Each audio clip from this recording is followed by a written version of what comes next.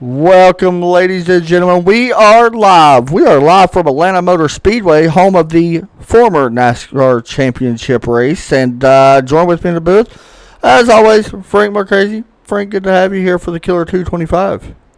Glad to be here, man. It's glad to see you here after your little run in last night in the iRacing East Super Speedway Series. You just had to do that, didn't you? Yeah, that didn't work too great for me, but we are here from Atlanta for the '87 Cup Series. These are going to be fun. Honestly, Atlanta Motor Speedway, very tough. We already know. We talked about it last time we was on the air. Tires was going to be an issue. We already knew that. Track temp is 123. Hot and slick. Talk a little bit about it. Yeah, this track is a very difficult track to get around, especially in these cars. You see it in the You got it. the real life races all the time as to how difficult it is to get around here after a couple laps because the tires just die at this track. And with these cars, it has been absolutely no different. Everyone practice complaining about tires, tires, tires. They'll get 4 sets to Yes. change over the course of the race, but they're going to be a major, major factor through the 150 laps we have scheduled. Yeah, of course, if people is new or have never watched this series, we're only in just a few weeks of this. I can't remember off the top of my head what week when. We'll have it here in just a moment. But 150 laps tonight, 4 sets, including what they start on, so 5 total. No wave rounds, just lucky dogs, no fast repair. Single file restarts here tonight from Atlanta. And one of the things that I noticed already, turn 1 is the biggest point of emphasis that I kind of want to mention. That's honestly where we've seen a lot of cars have trouble already here in practice. Yeah, it's the highest speed part of the course. It's so you're turning in, you're putting a lot of strain on the car and the tires. So yeah, it does make sense that turn 1 would be the worst spot. It's going to be very, very difficult to keep the car pinned down to the bottom. But if you can, you're going to be the one that's having the most success tonight. Pit road's going to be interesting to me. I practiced here earlier. The biggest thing that I really noticed, I know if we do have a green flag pit stop, and that's still to be determined. But if we do have it, pit road going to be a big issue. Not only the entry, but coming off because that bland line you can easily come up on the track because it is so close to the racetrack. It's easy to get a black flag. So you got to mind your P's and Q's here tonight as far as pit road and all that good stuff goes. Right now, Tony Ball on top of the board. Drew Ballesteros, who was the winner last week. Second right now, Benjamin Shelton, Russell Braca, and Luke Doran, who has came on strong as of late. Right now, your top 5. Yeah, Tony Ball having missed last week. Everyone in the post-race interviews last week said Drew and Chris and Luke all said that when Tony comes back, he's kind of the benchmark. He's kind of where we're matching ourselves up against. Back this week, right to the top. Yeah, so we'll get ready to see who is going to be here in qualifying. We do have an in-race reporter here tonight. He'll be joining us here in just a few moments. Lawrence Shaughnessy will be with us in the booth here right now, currently 9th on the board. And we'll be talking to him throughout the night. Hopefully, everything goes the way he wants it to. I'm sure he would love to put it in victory lane. Do you have a favorite to possibly get the win here tonight? I know Tony Ball definitely stands out, of course. So I think we could put, if we're going to be announcing favorites here, I think we could move Tony to the side because that's a given. Right. But Drew looks like he's got a quick car here this weekend. Luke Doran also looks like he has a good car.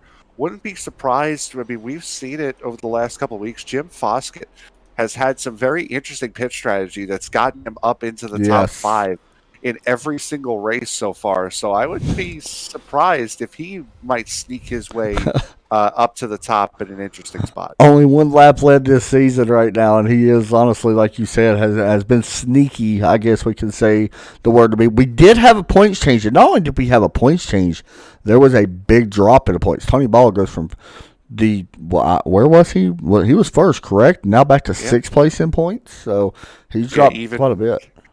Yeah, even over the course of this week, he was saying that he was not expecting to fall as far as he did by missing the one race. So yeah, It was we a probably big won't be fall. seeing him do that too many times this year. Yeah, it was honestly. When I just now actually looked at the points, I was actually surprised on how big of a drop off that is.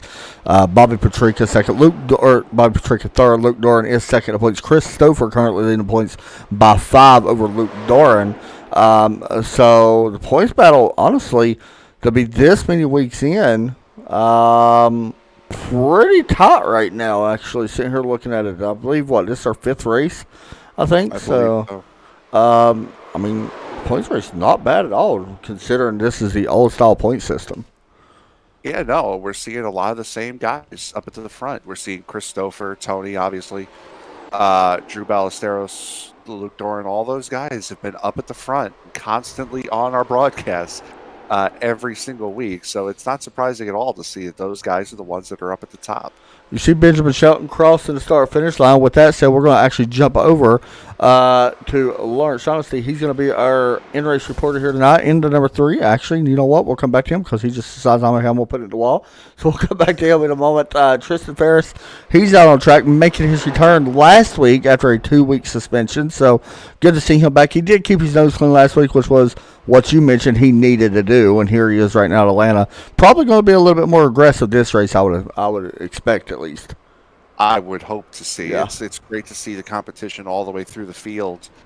But as we also look, I also wanted to highlight the man who just finished his qualifying times, running in 9th right now, putting a 32.998 in. Christopher Bale, his first race here with the WOSCRL Throwback Series. So welcome to the series. Calvin Ross, now he has only one race. Now he joined, if I'm not mistaken, he joined last week as well, correct? I think so. I think it was last week as well. I can't remember. I think it was him that was in there last week. He was in that black car, I believe, last week, Yes, and he was new. I think you are right. Yes. Kirk West out on the track right now in the number 95. Good to see him back in here. I don't know where he actually he has not ran a race this season that I see. Is he new as well? He's not new. No, he might have ran. I think he might have ran the one The of the races Open? at Daytona.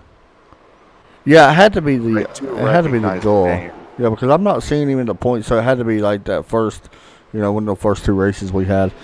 But anyway, currently right now, 13th on the board. We'll wait and see how his second lap goes. I'm sure he's probably wanting a little bit more than that number 95 White Claw 87 Chevrolet. As he comes out of turn 4. That's one thing we're going to see again here tonight. The back end looks like it wants to step out almost every exit as he crosses the start-finish line. And it's going to be good enough. That's a 6th. Yeah, good lap there. 6th place. Not bad at all. Gained half a second. Let's go ahead and get our sponsor plugs. We want to go ahead and get them since there's not a lot of people really qualifying at the moment. So why don't you tell us a little bit about our sponsors? Of course I will. The WOSCRL is presented by CSO Diecast. CSODiecast.com is an official retailer of Lionel Racing collectibles.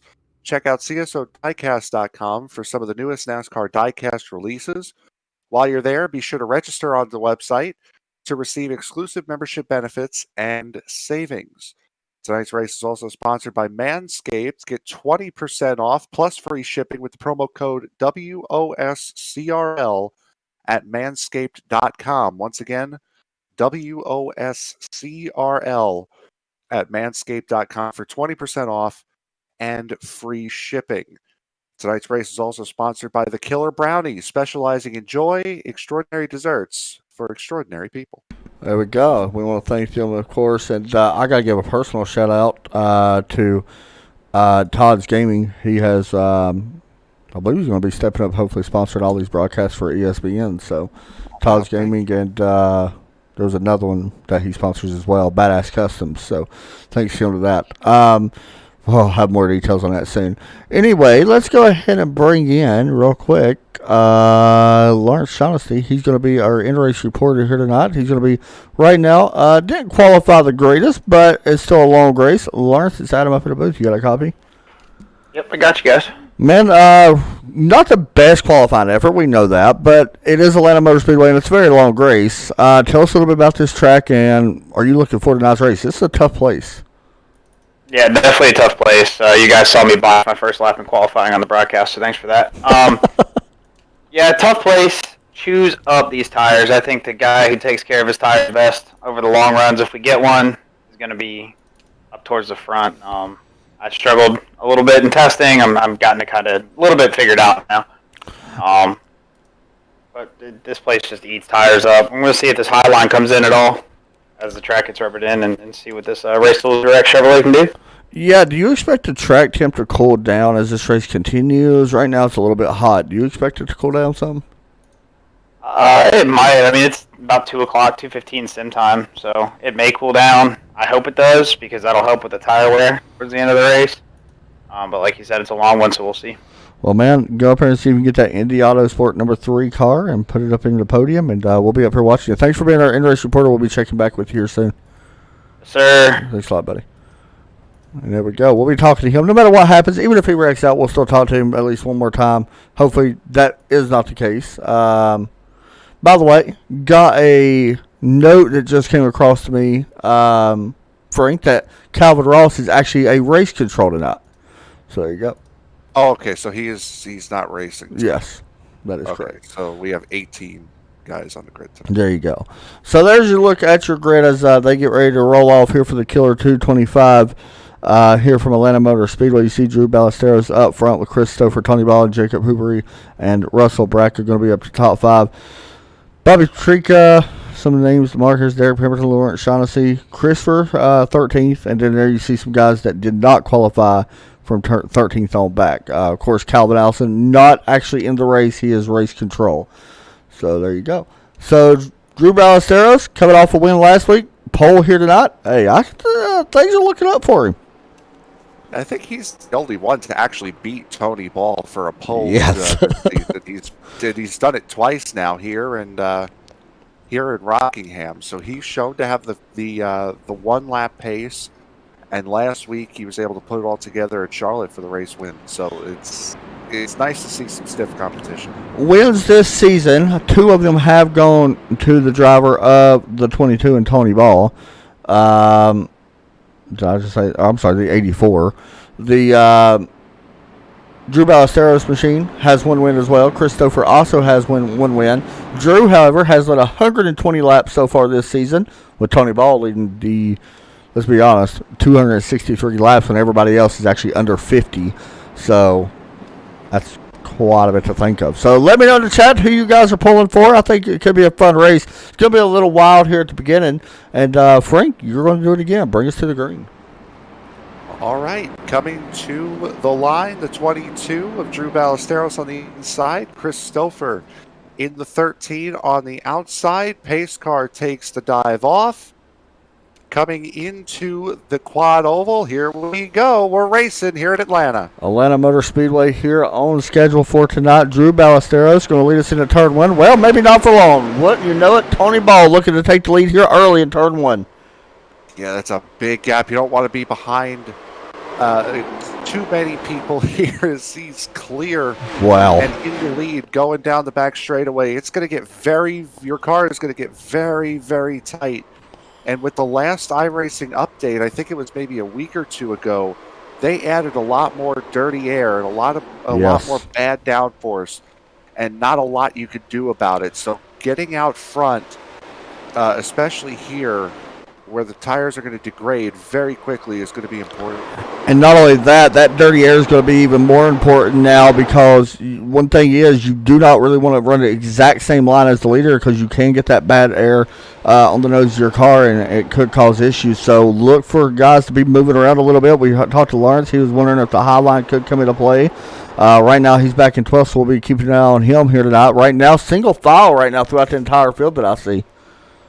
Yeah, and Russell Brackett with a pretty decent start. Started 5th. He's up to 3rd. Stouffer's fallen back from 2nd to 4th. Jacob Hobry is down to P5 from his 4th place start. So movers and shakers, guys moving up and falling back. all throughout this pack. Yeah, just see Michael Bussell get around for the 14th position. He moves up a spot, so we'll keep an eye on that. Right now, our closest battle in the top 10 is Derek Pemberton and Jim Foskett, who, like you said, Jim is sneaky good. Let's just be honest and call it what it is. The strategies that this man plays pays off a lot, especially later in the races. Yeah, definitely. And a little bit of a close dive there from the 82 of Pemberton. Yes. Slides up. He'll clear him coming off of turn 2. And he's going to set his sights on Josh Sheldon and the 95 of Kurt Quist. Lawrence Shaughnessy and Luke Doran back here in 12th. Doran going to take away the 12th position. Shaughnessy falling back to 13th. I'm going to be honest, right now, everything looking pretty clean so far out there. Not a whole lot of really racing. I think a lot of this is just trying to get the feel of how a race run is going to go right now. That's exactly what it looks like. Yeah, I was just going to say, I don't think you're going to be seeing too many battles right now. Everyone wants to find out how the car is going to be on the tires, what the car is going to feel like in dirty air, and how bad the car is going to fall off in that dirty air as compared to being out in front. I just seen Benjamin Shelton actually touch the apron slightly coming out of turn 4, or maybe we call it the middle of turn 3. It did back him up a little bit here. That's one thing you really don't want to do too much of, especially at a hot racetrack and a very tough racetrack as it is, because it can whip that back end around really quick. Yeah, Derek is flying, by the way. He's caught right up to these two. Yeah, it came out of nowhere. He was a good half a second off of this pairing. And now he's made it a trio. So he's working that 82. Yeah, his confidence was not very high. Let's just be honest. We talked to him before the race. He was in here with us, and his confidence not very high. I feel like this car suits Derek a lot better than some of the other cars we've seen him race, like the Cup cars or the trucks or anything like that. This car does seem he's had a pretty good runs this season so far, but needs a little bit more. As that was a little bit of a mix-up there. Yeah, Kurt put a big slide and a big block down on that 82. That was a little close for comfort this early. Yeah, and we know Derek. He don't like things like that too much. So you know, some people call him rough at times, and we got to keep an eye on that. But here he is now looking. I think Kurt's just gonna let him have it. That may have been a mistake by Kurt's part. May not have realized Derek was there, but he is gonna let him have it this time. Yeah, he was sliding. He pushed up out of 2 that last lap, and he was sliding more towards the middle of the track. Down the back to begin with was the 95. So that might have been just a result of that. Right. So I don't think it was malicious. Right now, the the fastest lap in the race is Drew Ballesteros. He's in second right now, 32.703. Honestly, quite a bit off from qualifying. Yeah, and you're going to see a big drop off here. That's just the nature of the track. This track in real life kills tires. You only get about 5 or 6 good laps, and then the car just dies off. And it's proving to be the same way, as he's actually managing to keep pace with Tony in that number 84 Gatorade machine. Yeah, it's kind of interesting because we know how good Tony is. Like, there's no debating that. We all know how good he is. It's going to be, the curious thing for me is going to be long run speed. What's it going to be like if we get to like 20 laps, 25 laps on these tires? Let's go ahead and be honest. If you've watched Atlanta here in any of the real races that they run, and these are upgraded tires on them cars, the tires are shot on them cars early. Like you said, after 5 laps, the tires are gone. These tires are a little bit different, I can only imagine. Oh, yeah, definitely. And these tires are, again, you're right, older tires. Yeah. So they're going to wear a little bit quicker. Not the technology of today's tires. And the 95's in the wall down the back, but they kept it going straight. Yeah, I'm not sure if he got some damage on that right front and that white claw number 95. He will continue on. Up. Yeah, he just pushed up into the wall out of 2. How about Christopher right now at 89? He's doing a pretty solid job right now, battling Bobby Petrika right now in the top 10. Yeah, he's holding his own. Started in 13th, and he's holding that 90 of Patrika and also the 68 of William Grunenmeyer, holding them at bay. So he's having a solid run so far, the Throwback Series debutant. Be interesting to see how it is. Here goes Skylar Grissom. He's running a different paint tonight. And at number 28, old Davey Allison paint. Love it. Right now, right behind Lawrence Shaughnessy. And Skylar had a really good run going at Pocono, and unfortunately did not work out the way he planned. We'll see if he could rebound a little bit here tonight. But how about up front for a lead? The gap is closed. Yeah, Drew has been on him. And, oh, there goes the 74. Sliding wall. Yep, big wreck. I heard it hit, and no caution yet. No caution will come out. He is off the racing surface. We will get a look at this replay. What happened here to Russell Bracca? Looks like he just lost it out of turn 2, possibly. Yeah, or here's contact. Yeah, I think so. He might have had contact because It definitely looked like it. Yeah, Stouffer's car reacted in a way it normally wouldn't coming off the corner like that. So tough break there. Unfortunately, Russell, probably not the damage he really needed right now as he continues on right now. Tony Ball has kind of extended back again, about 4 car lengths or so, maybe 3. And I hate caution is out. I think we had another incident. Skylar Grissom, did something else happen here, or was this just late thrown? I couldn't imagine it would have been late for that. No. No, there wasn't an incident. It was ahead of Skylar. Oh, yeah. The 95 involved and goes around. Luckily, everybody kind of checks up and really does not get too much damage. It was Bobby Patrika in the 95 with the 68 involved. And close call there for our in-race reporter, Lawrence Shaughnessy. That was a little wild, but pit road's definitely going to be open. This is a gamble you're going to take. Tires, do you stop here? Yes, I think. I think you do. It's 15 laps right now, but yeah. Oh, wow. Yeah, no, everybody's staying out. Yeah, that's kind of surprising, actually. So, let's see. So, with that said, we will hop down to our in-race reporter here tonight. Let me grab, once I figure out what channel I'm in, there we go. Lawrence Shaughnessy, you got a copy? Yeah, but I got you. Man, talk us through that wreck. That was a little wild. You cut and thread the needle there pretty tight. Yeah, it looks like, I'm not sure who it was. Might have been Bobby, might have been Grunmeyer up here, but looks like somebody just got loose on the bottom, like these cars tend to do. Slid up the track just a hair and got into somebody. I had to find a hole and keep my foot in it. Was you thinking about hitting pit road there? Because we was up here debating it. Not a lot of people really hitting pit road. The people that did, it looks like they're just getting damage repaired. Was you thinking about it there? We did run 15 laps. As much as I'd love to, we just don't have the tires for it right now. Right. This car is pretty crap once the tires go away. I was getting a little bit on that group in front of me between them battling and just trying to save the tires up, but. No, I was never thinking about pitting here. I'm just glad to get a caution, cool these things down, maybe get a couple more laps out of them than I thought. What can you tell us, man, with the older tires? And I know that was only a 15-lap run. It wasn't a super long run, but what can you tell us about it? How tough is it to drive once these things get wore out a little bit?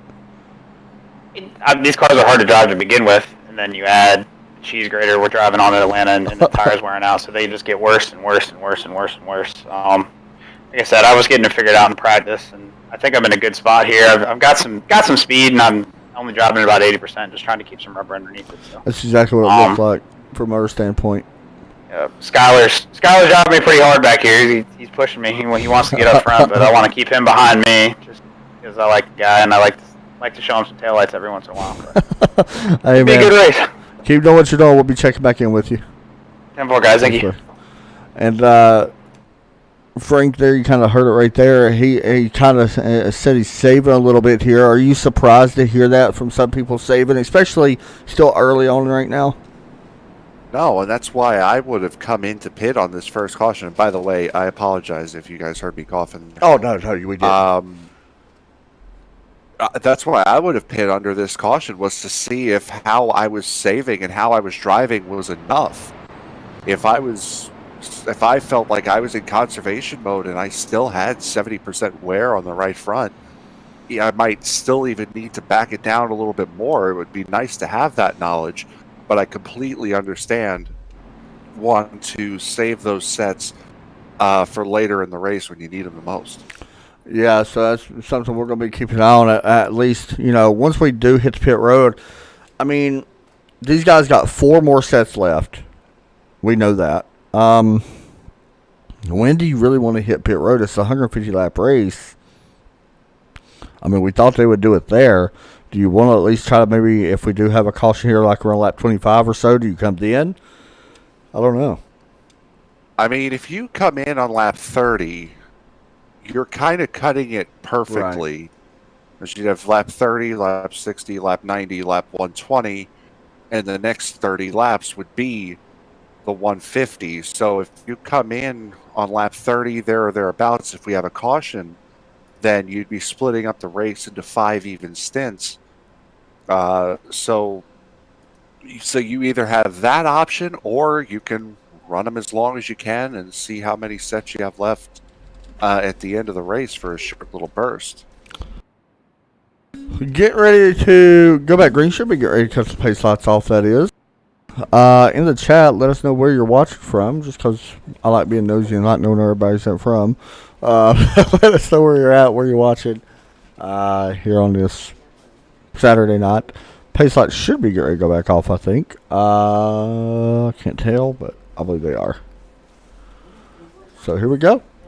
Get ready to go back green. It's going to be interesting. Could we see wheel spin here, you think, in these cars? I remember wheel spin, and the pace lights are off, by the way. I remember coming here. This is going to sound so bad, considering the quality of the 2 races. No, but I remember NASCAR 09 was particularly bad with wheel spin at this track. So, again, I know completely different racing sim, arcade racer, completely different tire models. But this track, at least for me and from what I remember, has a history of wheel spin. There's an issue in the back. Really? Oh, there he is. Yeah, the 10 off of 2, dove, and I think the 12 might have checked up bad for something. He's got some damage on the back end, only the 12 does. Huh. Yeah, he might have gotten hit by the 10. I'm not sure what that was about. Interesting. Well, we'll see if we can figure that out. Pace car is dropping in. The green flag is set to come out. And we are back green here once again from Atlanta Motor Speedway. It is still Tony Ball, Drew Ballesteros, 1-2 right now with Jacob Hoovery. And Jacob has been very impressive this season. We've talked about him before in previous broadcasts, and we're seeing it here once again right now inside your top 3. Yeah, Jacob was the big beneficiary of the issue between Stouffer and the 74 of Bradka, moving up into P3, so a great job from him. Also, biggest mover of the race so far is that 82. Derek Pepperton started 11th. He's up to 5th. I'm going to be honest, I'm very impressed with how Derek's racing right now. I did not see this coming from him, so kudos to him right now. We'll continue to see if he can keep working forward. He's got some really fast guys right up in front of him, so we'll see if he can work his way inside. Battle a little bit further back. William and Jim side by side working out of turn 2. Yeah, Grundenmeyer, he was quick at Daytona. He missed a couple of races then, and he's been sitting in the midfield. Had an issue at Pocono, and then Jim, as we've talked about it several times already, been able to stay up there. Yeah, I've been really impressed with him. I'll be honest, there was a couple races where he probably shouldn't have finished where he did, but the late race calls that he makes is a great strategy. I don't know how he figures it out, but it pays off pretty much every time he does it. I think he was one of 4 cars that finished on the lead lap at Rockingham. Yeah, there wasn't many. And that was all. And that was all because of pit strategy. That was a race that actually went green for a long time as well. To be honest, one thing I've noticed, and these cars are tough to drive, but you see these cars are, harder. To me, they're harder to drive at bigger tracks like Daytona, Talladega. I don't know how they're going to be at Michigan. But places like that, it seems like these cars are a lot tougher to drive. We Places seem like downforce is key. exactly. We seem like when we come places like this, like Atlanta, Rockingham, and places like that, that the racing is honestly really good. Yeah, no, these cars are good and have good quality racing, and especially the fact that now we're running the fixed setup, so Yes. everyone's on equal pace. It comes down to driver skill. I mean, it kind of artificially creates good close racing, and if you have a bunch of drivers that can do it, then it makes for a great show. Christopher moves into the top 8. I'm curious about the 95. He wasn't involved in that wreck. Did he just take damage only, or did he get tires as well? I I'm didn't not sure. know, but he's got the 90 behind him, and he was the one that the 95 went off the 90's bumper to cause that caution. Yes. And also, as we were talking about that, Christopher has moved into P3. Christopher moving up to P3. That's another name that's been really big this season, and as he should be, first right now in the points. Another guy I want to check on real quick is Luke Doran. He's back in 10th right now. Of course, he is second in the point standings, running right in front of our in-race reporter Lawrence, who's right in front of Skylar Grissom. Don't count out Luke Doran just yet. Trust me, I feel like he might be saving a little bit here. Yeah, qualified on the pole last week at Charlotte and had a fantastic race. He was up in the top 3 all race long. So we know he's got a quick car around here, and he knows how to get around these places. So, yeah, definitely keep an eye on that number 4 Coors Light machine. Looking around right now, just around Skylar Grissom, Lawrence Shaughnessy side by side, working out of turn 4. Skylar in at number 28. Haviline car coming across the start-finish line with the nose out right now in front of that number 3. That's a pretty cool picture. I'm not going to lie. Just them two paint schemes side by side is pretty neat.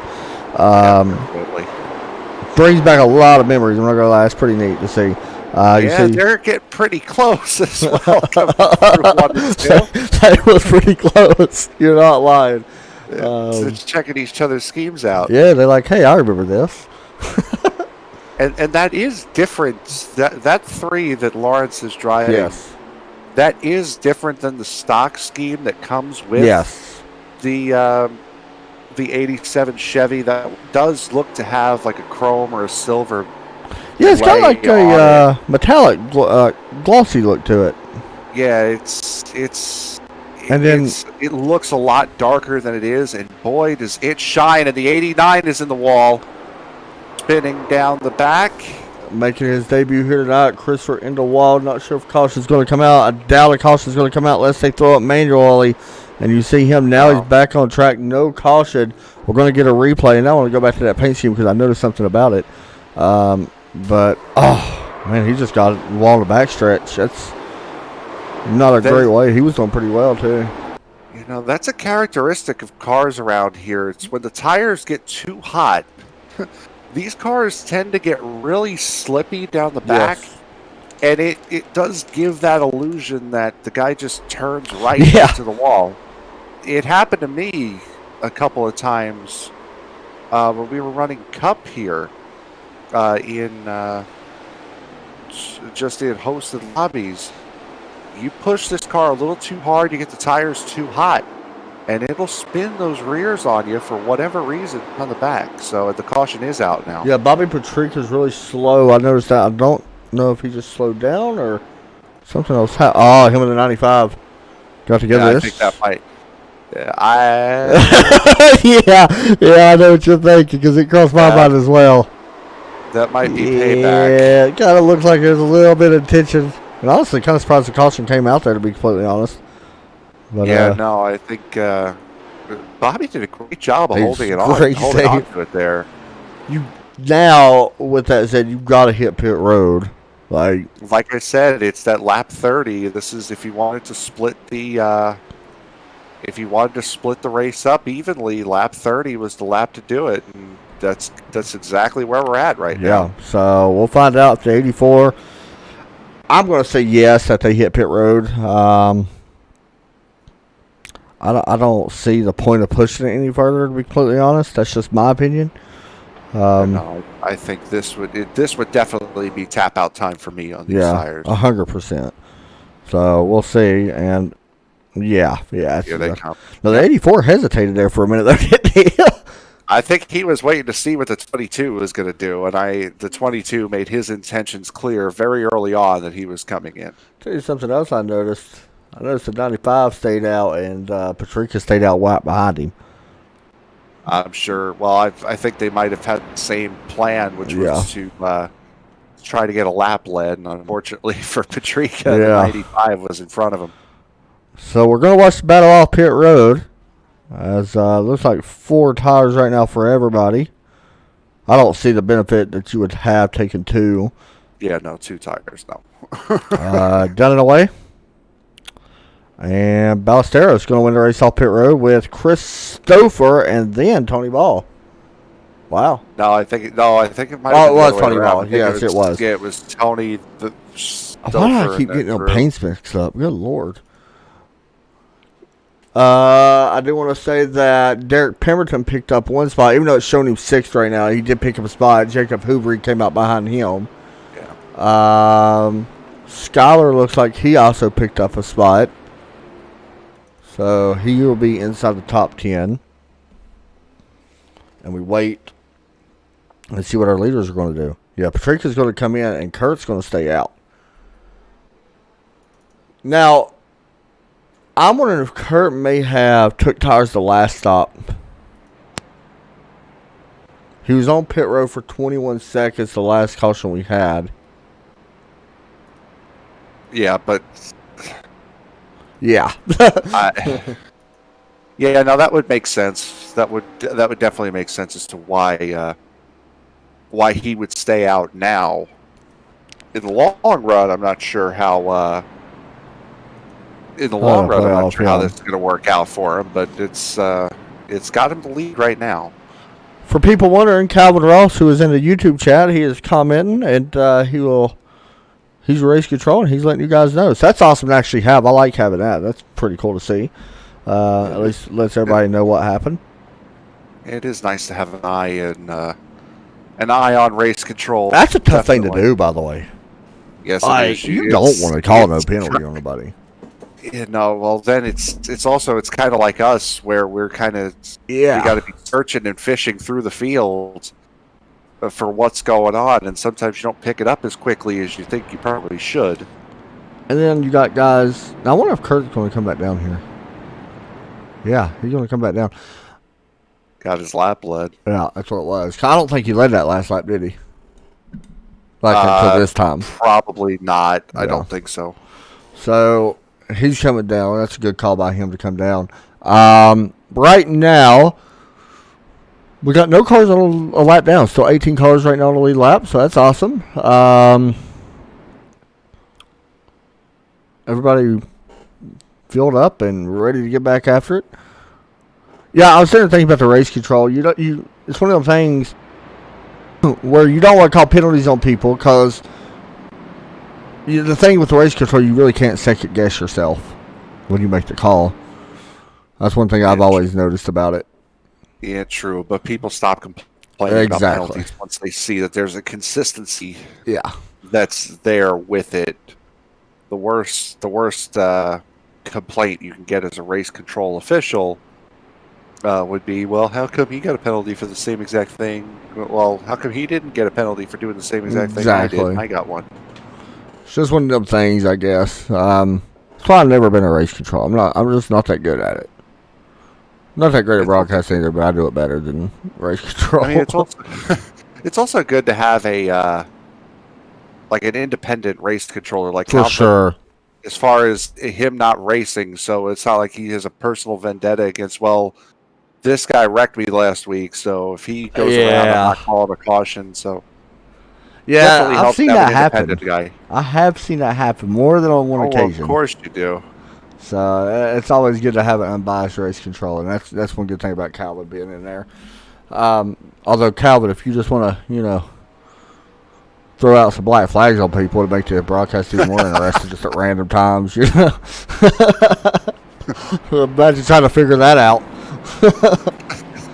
Tony Ball gets it. black flag for running the inside line too well. It's a 30-second hold. Oh, gosh. Yeah, that right there would be livid, wouldn't it? Tony Ball would be like, well. Anyway. Jacob Hobry gets a black flag for being too close to the side wall, coming out of turn 4 on a Wednesday. That car is too yellow. Stop and go. That's funny. Pass-through penalty. I've seen people do some strange calls, though. I'm not going to lie. That has no of course you do. Because when people have that power, I want to show people that they have that power. Yeah, they show it sometimes. All right, here we go. Pace car ready to drop in. We're ready to get back under green here on lap 36, and the green flag is back out in the air once again. We are rolling here from Atlanta, and a big restart there for Tony Ball. Yeah, Drew seemed to have been up on that restart a little bit more when he was in second place. Big wreck. Tony didn't get as far out. Big wreck in the back. No caution because they all went down. I think we may have had wheel spin here. Somebody got in the back.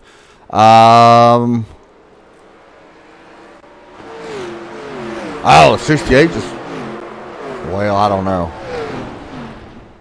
And unfortunately, Lawrence Shaughnessy was in, and he really didn't get no damage, but somebody... Find it here. There's definitely going to probably be some black flags, though.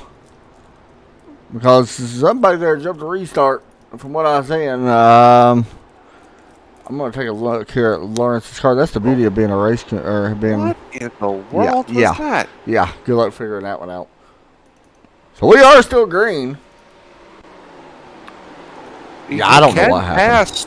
You can pass on the outside. It just looks like the 86 just went didn't late. burn as much Yeah. as he needed to. That was straight in the wall.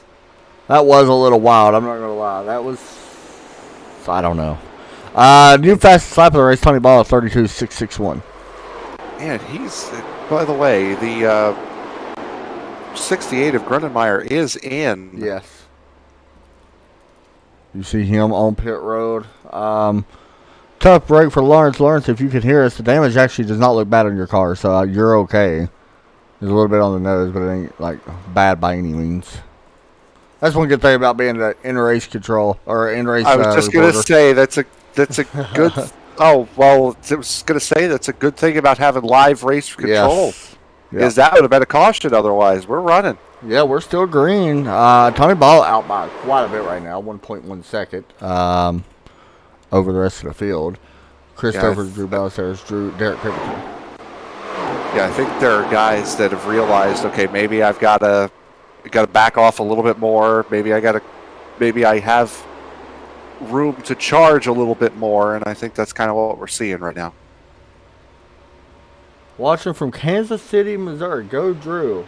Drew Meaner says. Kansas City. Never been there. And by the way, after that incident, Christopher Fail, who also spun after getting a great restart, he has decided to call it an evening here tonight. So he is done. Not the way you really wanted to start out your season for him since he's making his debut, but it does happen. We've all been there. They had a solid drive before that incident he had on the backstretch. He was inside the top 10, I believe, at one point. If I'm not mistaken. Qualified 13th, having a good run. Looking right now, guys. I was going to update you guys on the schedule, and I do have it. Just bear with me. It's taking me forever. Here we go. Next week, Michigan, which is going to be fun. Then we go to one of my favorite tracks at Martinsville. Yeah, that's going to get interesting. I mean, we've seen tempers flare at Pocono. I can't imagine putting some of these guys now at Martinsville. That's going to be interesting. Just saying, if you got payback on somebody, that's the place to do it at. And then from there, we go to Talladega. Let's not encourage anything. Talladega on week 8. And, well, that's just going to be tough. We already know how tough them restrictor plate races, well, non-restrictor plate races are, I guess we could say. Talladega will probably be a little bit easier than Daytona. Yeah, I think it will be too. It bumps to Talladega and it's a little bit wider. Is the 22 making a move on Yes, sir. Stofers. Now we do have a caution. about Nicholas Speedway? and Kurt quit. Kurt's had a rough night. I think he's involved in this one as well. Let's see, side by side with the 6, and I think Kurt might have finally. the 6 came down after getting the wall. I believe that one was a hard hit. Yeah, Kurt's blew up, I believe. Yeah, I think Kurt's finally put that one on the hauler. He was not happy, by the way, with the 6 as well. He actually tried to hit him right there when he was rolling off, but Oh, I couldn't imagine Yeah. he'd be too entertained by him right now. here's a look at that wreck from the aerial cam. He just drifts up. Man, that wall really reaches out and grabs you, don't it? Yeah, it does, and we saw it a lot at Rockingham with this series and also with the Die Hard series that ran on Thursday night. That run these cars also. They were at Rockingham this past week, and that wall, especially in these cars, sucks you right in. And when it does, it spits you back out like a trampoline. So the wall is not friendly for these cars. For people that want to know the rest of the schedule, I'll go ahead and read it off just because I want to, because I'm kind of anxious about some of these races coming up. I mentioned Michigan, Martinsville, and Talladega. That is the halfway point of the season, by the way. Talladega is.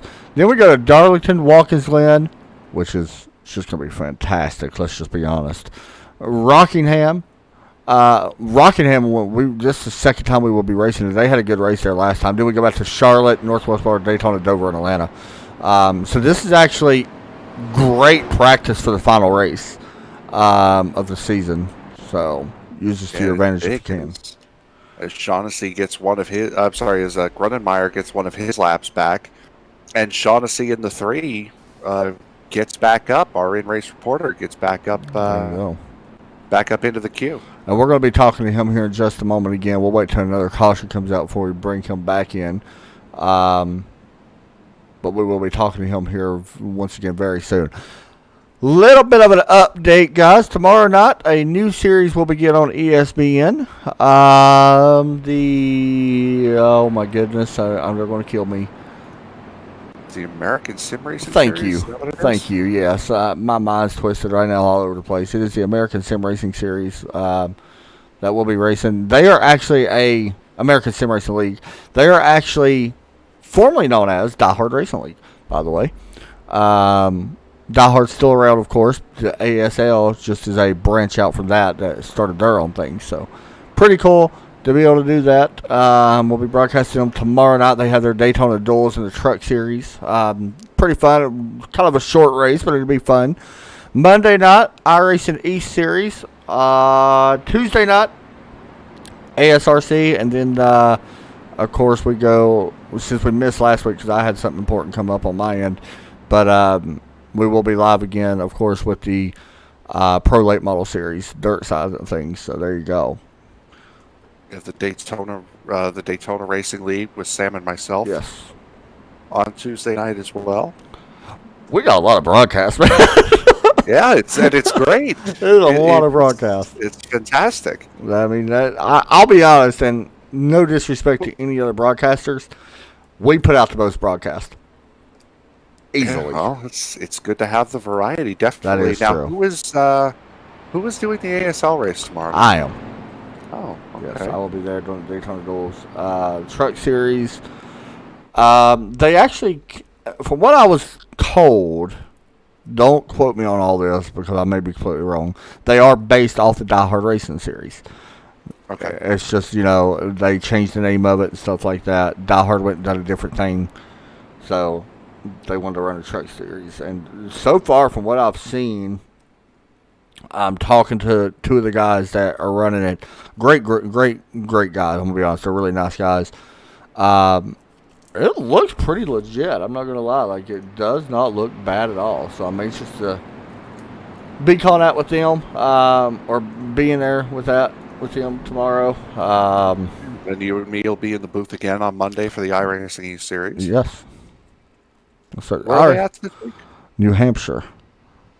Oof. Hopefully I'll be there. There's a chance I might not be home from work in time. But I should be. So, But they actually have 2 weeks coming off here. They actually have a 2-week break coming up because they scheduled this based on a real life series. Yes. And COVID kind of shut everything down pretty much. Really? Yeah. I don't know if you know about that or not. I noticed. No. But so basically the Olympics was planned on starting next week in real life. Yes. The Summer Games. Japan, And yep. since they shut that down, iRacing East has. I think they are running a fun race, but I won't be broadcasting it. But they will have 2 weeks off, which is probably good. Their chase is coming up soon, though. What you was there with me last Monday, correct? Yes, I was. Yeah, great race in Great Kentucky racing, last week. great race at Kentucky. I was sitting here looking, trying to find the information that I was sent, but apparently I lost it. Anyway, they are at Daytona for 20 laps tomorrow night, the ASL. 20 laps for each race, and then they actually have their first race next week, got 80 laps at Daytona, New Hampshire, Michigan. Their schedule's actually, I'm going to be honest, I was surprised on how short it was. But, I mean, that's not always a bad thing. No, that makes the Every racing a race. lot more I intense agree. all throughout the season. As the lights are out on the safety car going through turn 3 here with Tony Ball leading them down. Stouffer, Ballesteros, Pemberton, and Wolbury making out the top 5 for this restart. Yes, sir. So we'll be getting ready to go here in just a moment. Pace car ready to drop to the left, and the green flag set to wave, and the green flag back out in the air. Another bad start from Stouffer as Ballesteros all over him. He's had trouble on these starts today. I've noticed it. Kind of makes you wonder if some of these guys are starting in first gear. I don't see that, though. Yeah, you have to be very quick on the... If you want to restart in first gear, it does a great job of giving you a launch. But you have to be really quick on the upshift. And look at Pemberton make a big swing. He was going to, wasn't he? He thought about going 3 wide. I think he would have if he would have got there.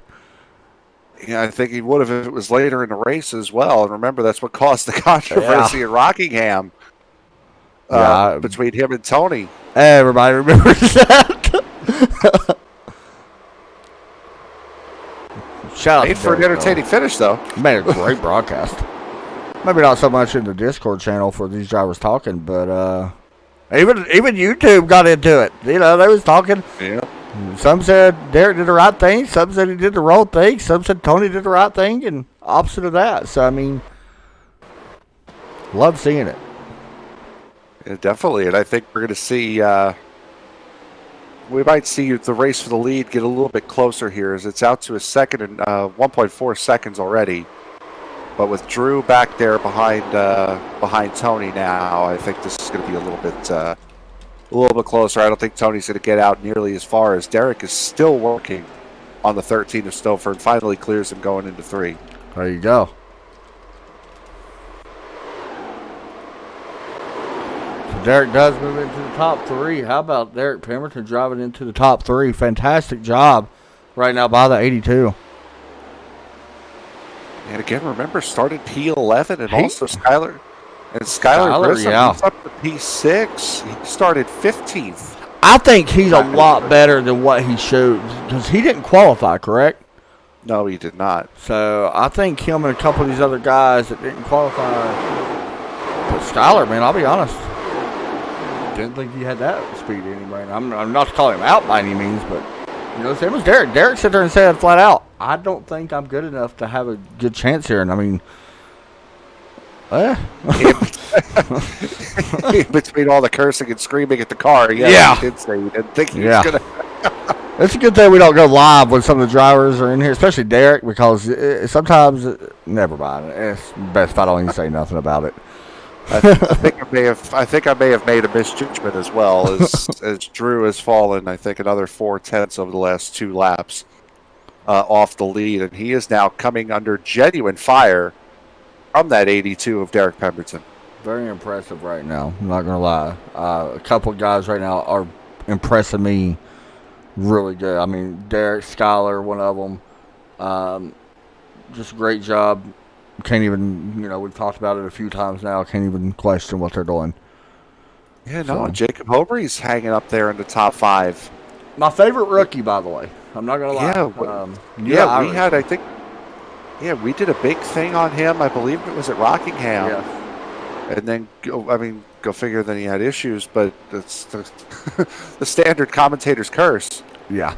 But he's had great races all season long, right up until the point where he drove right into the scene of an accident. I would have to find what he sent me, and it may take me a little bit of time, but he did send me that message, and I read it over the air, and I cannot remember when it was, but I may have lost the message already. All right, here we go. No, that is not him. Never mind. Oh, there we go, right here. He's basically new to iRacing. He started like 2 weeks ago. Of course, this was in June, by the way, June 25th when he sent it. So he started, the month of June. And like I said, the amount of talent that he's shown to be that new to iRacing, really good job. Yeah, he's been, month and a half, about 7 weeks now. In iRacing, and he's been having solid top 5 runs since he's joined this league and since this series has started.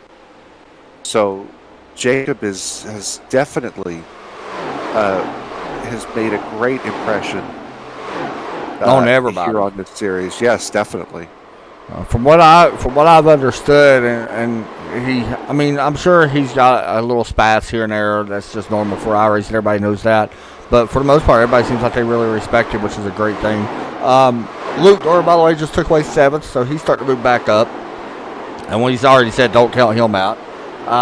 Lawrence Shaughnessy, our in-race reporter, has recovered from that early incident where he got, well, we know what happened. He's back up to 12th right now. So he's starting to work his way back up to the field. We're going to be talking to him here in just a maybe just a moment. Hopefully not, because if so, that means caution. We don't want to jinx anybody. So we'll be talking to him again eventually, though. We only have one car off the lead lap. Liam Grunenmeyer. He's running 3 laps down in 16th. Everyone beyond that is out of the race, on the lead lap here. And our only two drivers out of the race, Kurt Quist in the 95 and Christopher Fail in the 89, both calling it quits early here. Christopher blew the motor on the 89. Just seen that in the chat.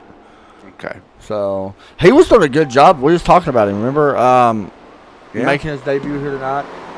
Has done, and I'll say it again, was doing really impressive work, to be honest. Right now, these cars are still kind of newish. Let's just be honest. They're kind of newish. By the way, Christopher did get back around Derek Pemberton, but Skylar Grissom putting some pressure here on for 5th place. But these cars are still kind of new here to iRacing. So everybody's on the same learning curve right now. But you can see some of the drivers that have put a lot of work into these cars and how they race them. Oh yeah, definitely. And you can see these guys are getting a little bit more brave, even from where they were last week at Charlotte. You can see every time these guys get out on the track, they're pushing the limits of the car a little bit more, seeing what they can and can't do. And fortunately, when you push up against that line, it makes for some entertaining moments. However, sometimes you step across it, and it creates some less than entertaining moments as Skylar Grissom goes for Hobry in the 51. Skylar's looking at his lap times. They're not bad lap times at all. I've noticed one thing about Tony Ball. His last lap was a 34.0. That time was definitely way better, 33.7 that time. So definitely better. He must have a little bobble on that last lap prior to this one, but right now still out by 2.3 seconds. Yeah, you're right. Tony does have that 2.5 second lead on Drew. Stouffer hanging in there as well. Pemberton hanging in. Again, Grissom up 10 spots from his start. Hobry in 6th now. We saw a couple minutes ago, Michael Bussell in that 12 got past Benjamin Shelton. Nicholas Post on pit road. Don't think this is scheduled. Well, I guess if you're counting in 30 laps tenths, I guess it could be scheduled. Actually, he has called it quits. Yes, There he you go. has. Huh. Kind of strange. Just being a part of that incident that brought out the Yes. last caution with the 95 might have damaged that car beyond workability. It's a tough break. Good little battle back here from 10th, 11th, and 12th. Benjamin Shelton, Tristan Ferris, Lawrence Shaughnessy. Jim right up here in front of them. Yeah, Skylar's under the 82 of Pemberton and actually completes the pass going into turn 1. So Skylar Grissom now sliding up the track a little bit. Will hold on to the position. He's up to P4 now, Skylar's making done a big charge. Such a good job. There's kind of fallen off just a little bit here as the tires start to get a little bit of wear on them. So something he may have to work on a little bit longer because now he's going to be under attack here from Jacob. Jacob kind of cutting him a break there.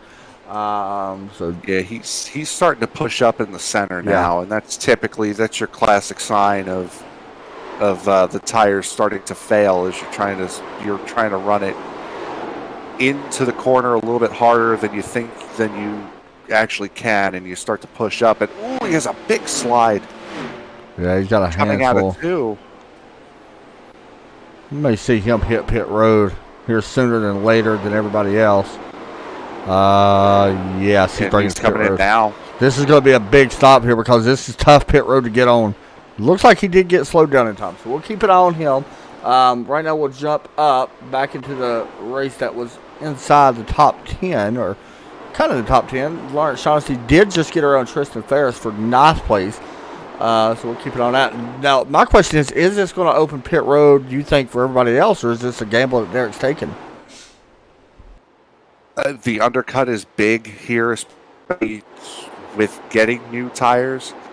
I think the people around him might be taking a look at it, but I've been noticing a lot by doing these leagues and doing these series here for the 5 or 6 weeks I've been doing. It doesn't really work that way. Sometimes you do see guys bring a line of guys into the pits with them. But for the most part, people just tend to stick with their strategy. Right.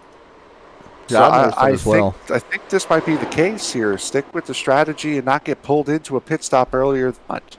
Yeah, and the thing is, I'm going to be honest, if you're not having super amount of trouble right now, I just don't see the point of pitting. You know, I understand why Derek was pitting. He was falling off. I get it. You know, it's not a bad call to try it to see what happens. It may work out.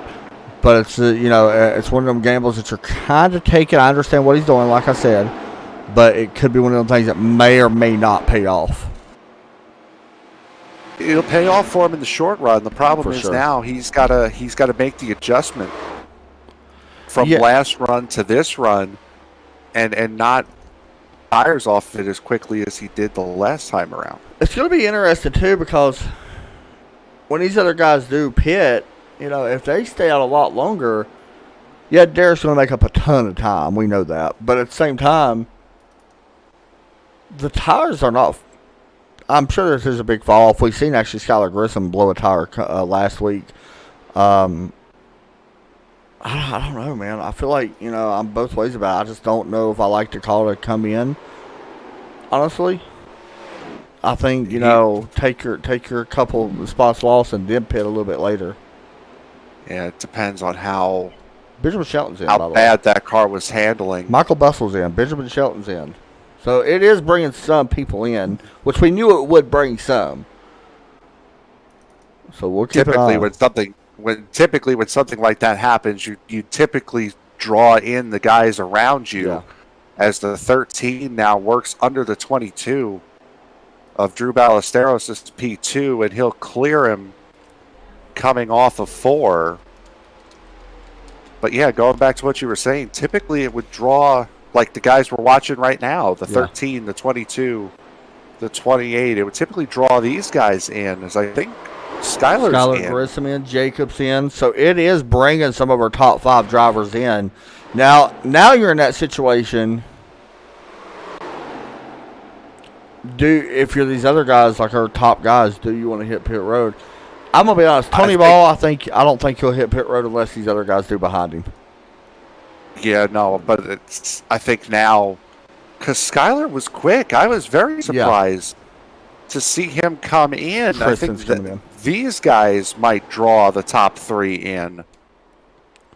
Yeah, But that was I pretty think interesting. Tony's in a spot, though, 3.5 seconds up the road. He's in a spot where he can afford to pit a little bit later than everybody else. Now, one thing I am watching is, as far as pit stops, is total time on pit road. Make sure nobody's getting a penalty or any of that. Right now, I haven't seen nobody get a penalty yet. The fastest pit stop has been Derek Pemberton. Actually had a great pit stop, by the way. A 20.6 second stop, which is fantastic on these cars. Everybody else, now, Tristan was 23, but that's about average from what we're seeing, kind of 22, 23 seconds. So, but right now, everybody from 8th on up has not pitted. So there we go. Yeah, Derek Pemberton, Skyler, Jacob, and Michael Bussell, Benjamin Shelton, all those guys one lap down now. Tell you one thing, there is a pretty big difference in the tires looking at Derek and where Skyler is, because remember they was around each there other. is. I mean, that's a pretty big gap right there between them, about 4 seconds right now as you see Derek underneath Bobby Petrica. That is not for position, right? And keep that in mind, because Derek is 1 lap down. New fastest lap here of the race, and coming late, Jacob Hooper put down a great lap. So, total time was a 32.591, so a great lap there. That is the best lap of the race right now. So that's our first 5 that we've seen all race. Not bad. Yeah, Drew Ballesteros should be coming in here fairly soon. He has fallen way off of Stouffer, and Stouffer has caught up to Tony Ball quite rapidly here. When he made the pass, it was a 3.5 second lead as the caution comes out. Yeah, something happened. Skylar Grissom's really slow here at the end of pit road. Now, this is going to hurt a lot of people. Yeah, and this is the risk you take going through the pit, taking green flag stops, because something like this could happen. Oh, Skylar we've seen that happen. Gets the front stretch wall. And he just let it, because typically that's what you would do. You'd go down to the grass, you let it slide and fade up, and then bring it back down. He just let it fade up a little too much, and into the wall he went. I will tell you somebody that just got a golden horseshoe. Bobby Petrica is going to be your leader. Maybe. I don't think he stopped in his box. I think he just drove through. So I could be wrong about that. Derek Pemberton is going to be your lucky dog. But if Petrica did stop in his box. He did not. Okay, so there we go. So he will have to come back down. But pit road is going to be open for our main leaders. Here they come. We're going to be talking to Lawrence Shaughnessy here in just a moment. We'll let the pit stops happen before we bring him in. And we'll watch. He's worked his way up. After this caution, he stays out. While a lot of people pit, it's paid off by staying out. Yeah, definitely. And top 3 get into their boxes about as well as you could. Yeah, that's perfect. So and that caution came out at a perfect time for Drew. Yeah, because I think he was right. I think he was getting ready to come down pit road. Yeah, because I was saying as the caution came out, when Stouffer made the pass to get around Drew, and Drew was actually going to win the race off pit road here. First pit stop win. Mega stop. How about Luke Doran picking up a spot here? Yeah, he's up to P3. Yeah, but a mega stop from Ballesteros, though. So what we're going to do, we're going to bring in our in-race reporter here. 77 laps are showing on the board. We'll bring in Lawrence here once again. Lawrence, Adam up in the booth. You got a copy? Yeah, I got you guys. Man, staying out there for a long time while people was pitting, looked like it paid off. You're able to gain a few spots here. How's the car feeling in the long run?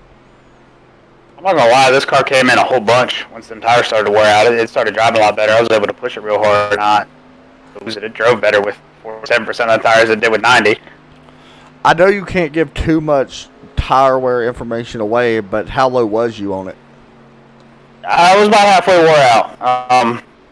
Not surprisingly, once those that pit cycle started, definitely started the car a little bit more, pick up a couple spots, basically put as many people between. myself in the back of the field as possible.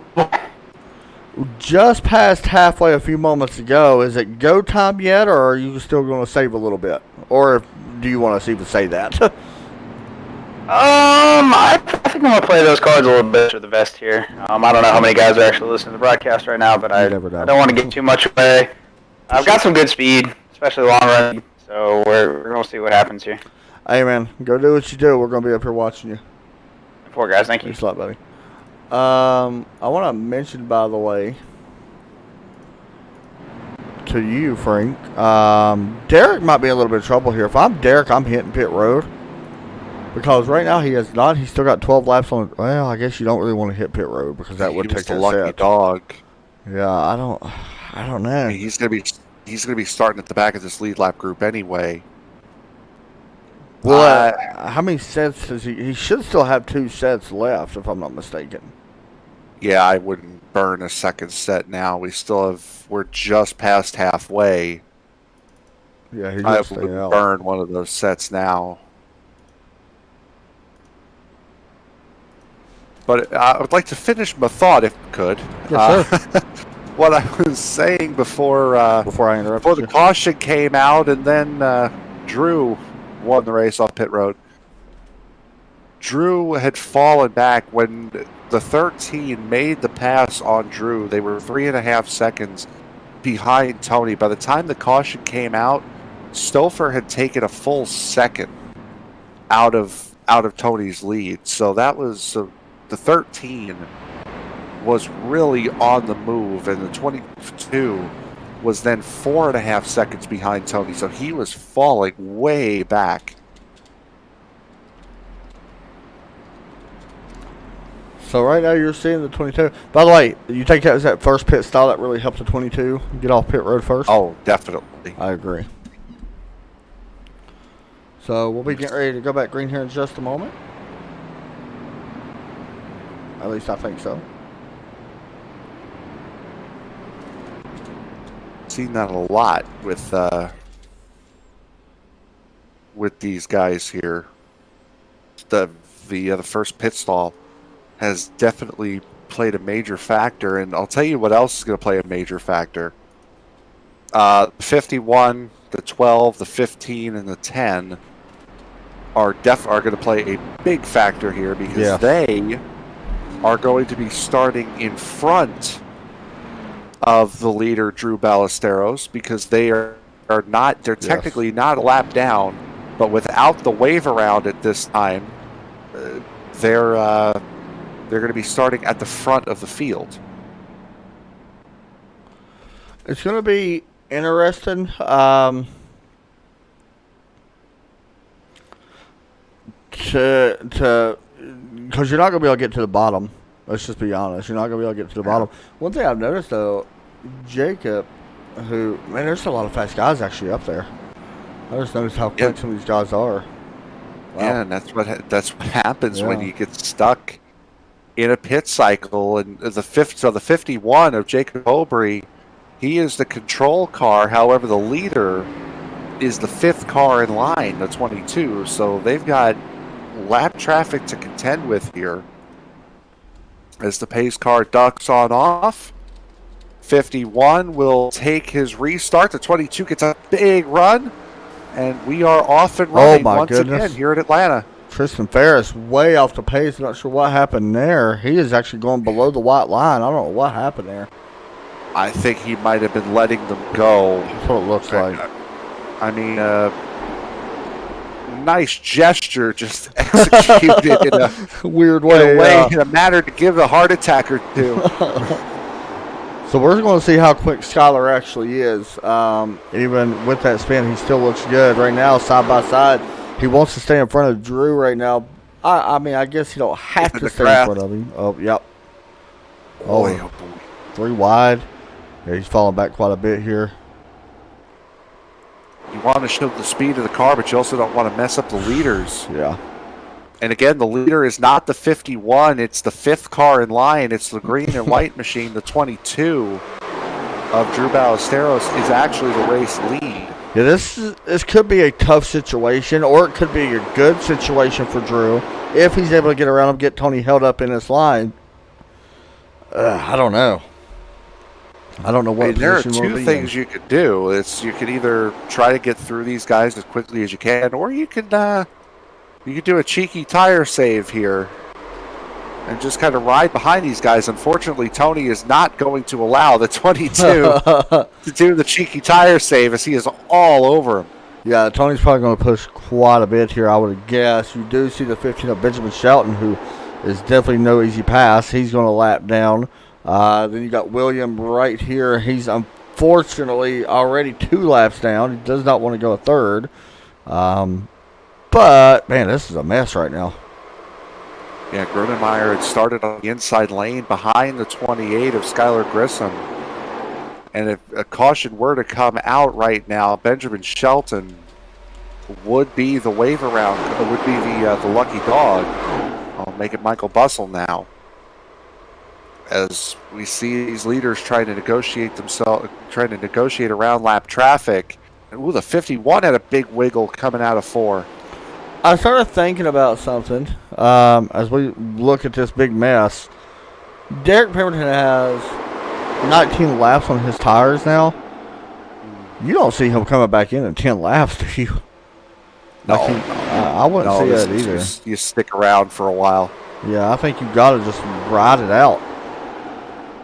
Oh, contact! 51 going to go around. Caution flag may come out. Not yet. Derek Pemberton in the back of the 51. Big trouble. Caution could come out. There it is. Oof. I mean, Derek had nowhere to go, but if it wasn't for Derek coming in when he did, the 68 had spun the 51 sideways and then straightened him out. Yeah, Derek really had nowhere to go. And one thing about these cars that we know, they just do not turn straight down the track to try to avoid a wreck. I want to check the damage here on both these. And actually, he almost ran over the 68 there of Pemberton, of Grunenmeyer. You know, as bad as Derek's car actually hit there, the damage don't look that bad. The 51, on the other hand, he's got a little bit. Man, every time Jacob does good, something happens. Exactly. I was just about to say that. He has a great run, and then just something happens that completely dismantles it. That's tough. Michael Bustle to be the wave around car here at this stage 2. You see, he's making his way around now. Yeah, Derek's going to come in. He's going to go ahead and take tires and get some of that damage repaired. Not surprised. Russell Brackett is also on pit road. Not surprised to see that. So, looking. Who got the way around, you said? Michael Bustle? The 12 of Bustle, yes. So, right now, Benjamin Shelton is the first one to lap down. Then it'll be Skylar. Man, what a race. 87 laps, guys. We'll take a break and come right back. I got to grab a drink, so we'll take a quick break and be right back.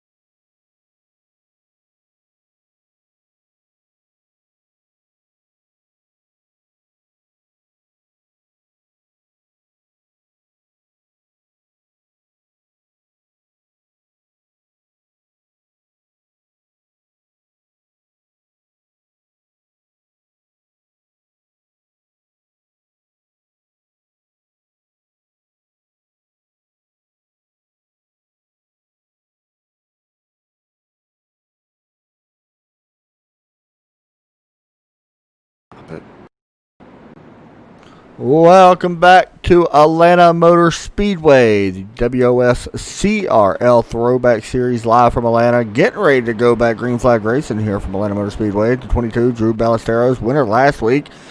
Goes none other than Tony Ball, who has led most of these laps in this one so far.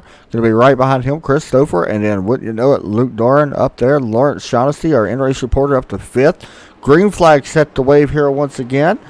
As pace car. We're ready to take the left down pit road. There it goes, and the green flag is set to come out. Green flag's out in the air.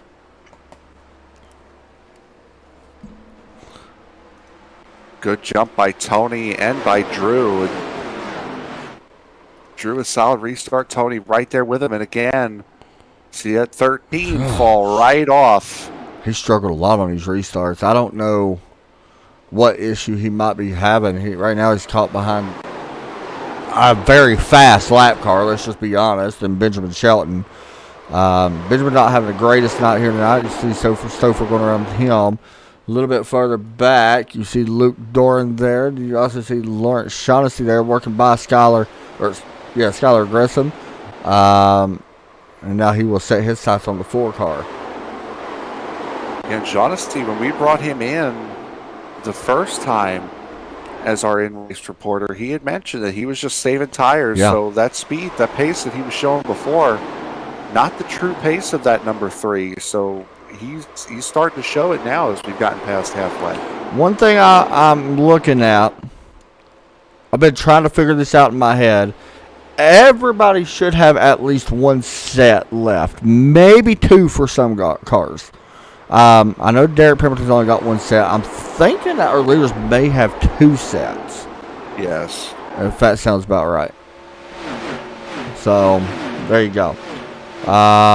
We did have that pretty good run a few moments ago.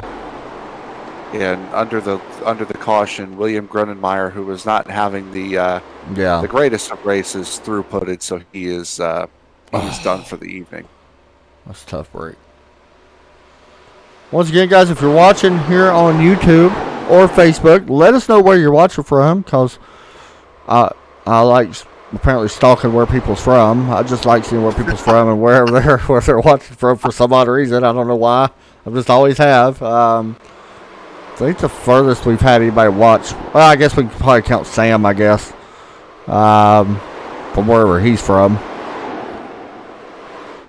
I forgot where he's from. You remember where Sam was Ireland, from? that would be. Ireland, yeah. I couldn't remember. Why did I want to say Australia? Oh, because we was talking about Australia earlier.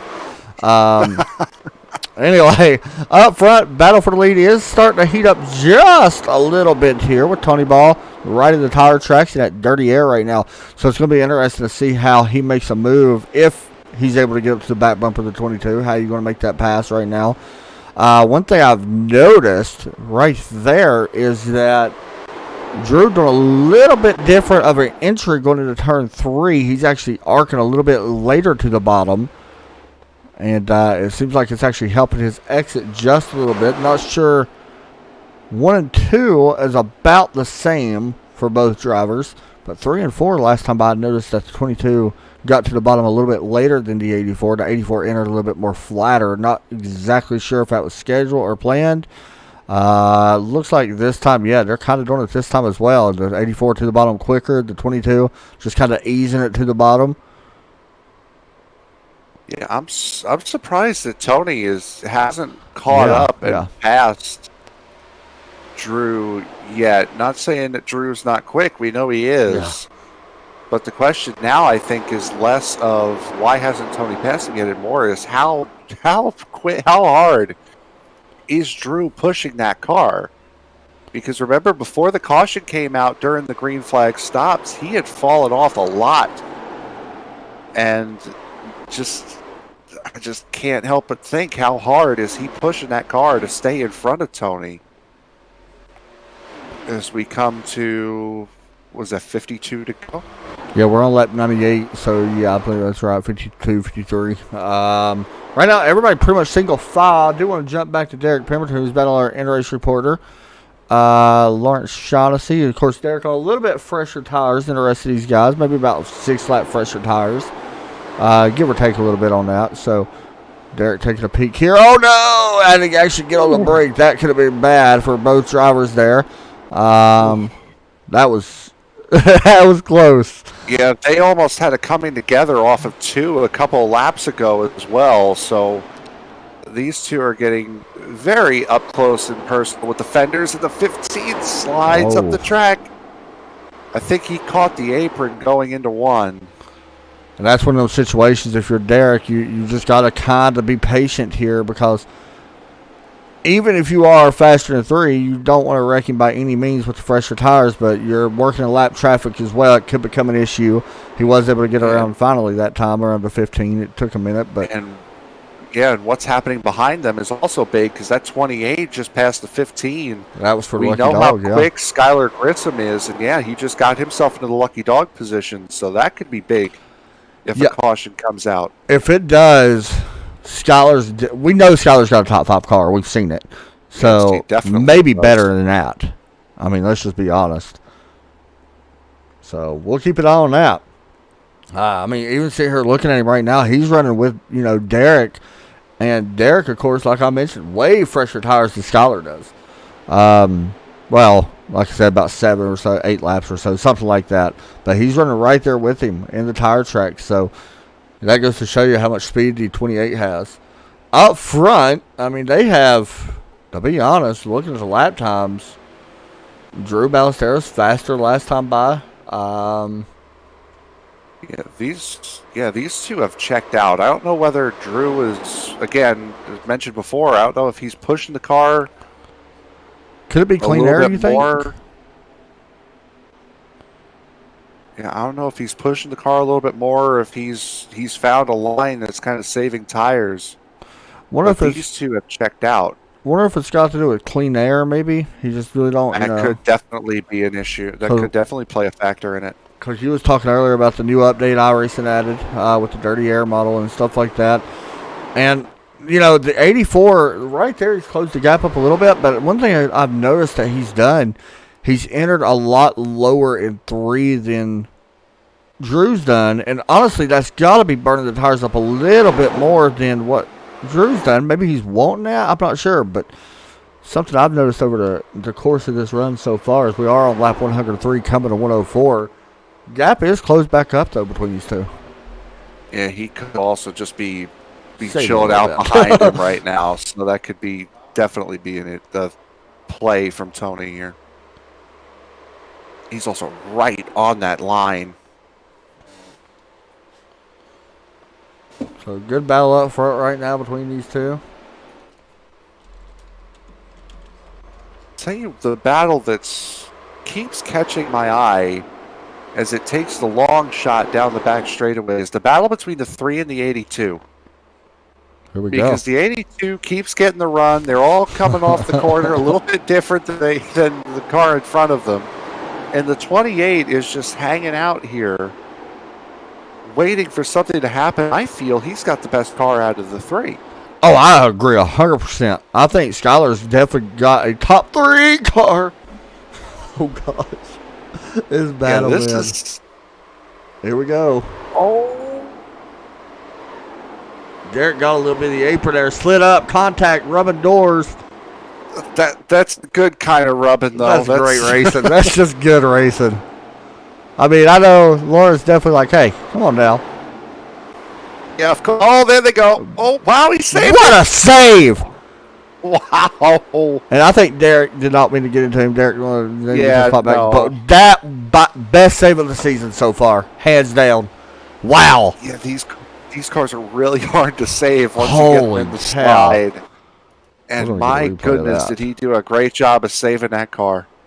I want to go inside the car with him during his save and show you. Watch his hands. Here's the bump right there. Oh, there's no way. Oh, my gosh.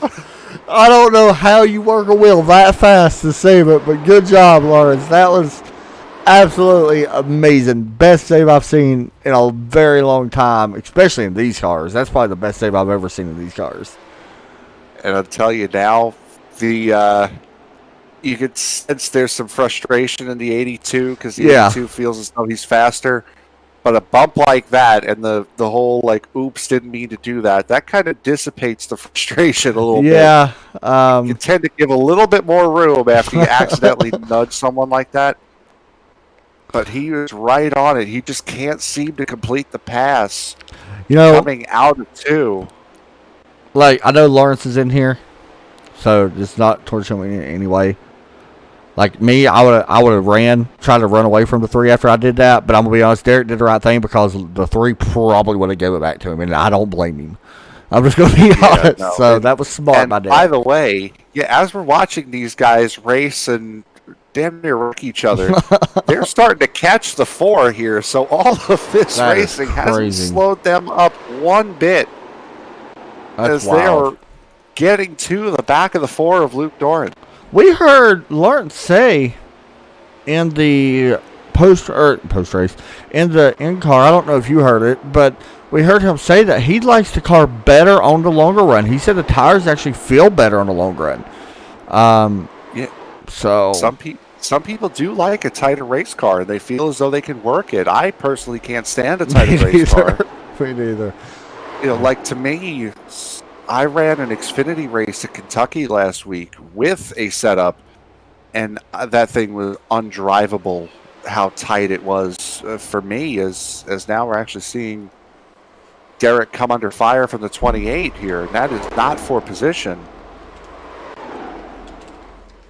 But still, that's a big battle there. Yeah, and of course, the big thing now is we're coming up on another car. Well, I was going to say I thought the leaders was coming up on another lead lap car, but they are not.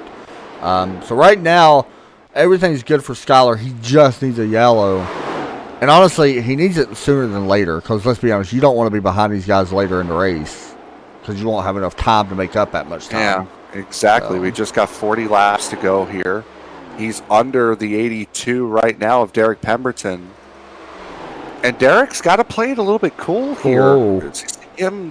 Whoa. That's a couple times we've seen him do that. Doing the bob and weave down the back. But Derek's got to take it easy. He's only got one more set of tires left. Yeah, he's at least got to make it to 120, I think, before you hit pit road. That camera that it was on, it made it look a lot closer than it was when Derek comes swinging down like that going into the first kink. But this is a great old race between these two.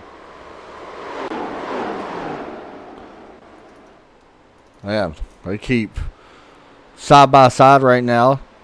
Yeah, if I'm Derek, like right now, just let Skylar go. Like you're not racing him. Skylar's faster. Yeah. And not only that, if Skylar's faster, maybe he can get up there and run down Lawrence. Maybe that could help you. Yeah, exactly. Yeah, let him drag you up. Let him drag you up. Yeah, if I'm Derek, just be patient here. I mean, so the question I got, when will we see our leaders hit pit road? They've been out there for 36 laps now. Now, keep in mind, last time we seen these guys pit, they was on. They was. The caution came out when we was in the middle of a pit cycle. So, and we was over 30-something laps on the leaders. So, that's the kind of thing though that scares you into waiting as long as you possibly can. Michael Bustle really slow here. He's on pit road. That is a lead lap car. Yeah, he's in the pits now. Is that 12 of Bustle, so he's going to be the first one to take the risk. As he gets into his stall. The lead up front has remained the same. It's still Drew Ballesteros, Tony Paul, Christopher. Tony has fallen now to a half a second behind the 22. And that's about as big a change as you got. They're still 3 seconds ahead of Stouffer in the 13, who's another second and a half ahead of the battle between Luke Doran and Lawrence Shaughnessy. Jim Foskett just got around Derek Pemberton for P6. Well, that ain't no surprise. Jim always shows up late. You want to talk about the king of the quiet race and the great strategy. He is rapidly getting that reputation. By far, I think the most patient driver we've seen this season. Yeah, he's had a fantastic. He's done a fantastic job at every race. He's kept his nose clean, had great strategy calls, and always seems to be hovering around the top 5 come the end of these races. Sitting here looking, the gap is slowly extending here for Drew Ballesteros. About 5.5 to 6 tenths right now, so it did extend a little bit. Lap time wise, Drew was faster by a tenth last time. Tony pushed up bad out of 2 there. I'm wondering if we seen where he was entering so low into turn 3 hasn't caught up, because it looks like the car's kind of going away a little bit from him. It might have done, but be a combination of that and also what you had brought up, the dirty air. Yeah.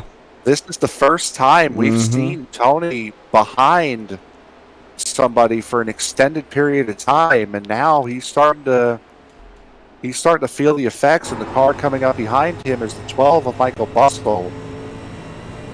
And keep in 2 mind, laps down after the pit stop.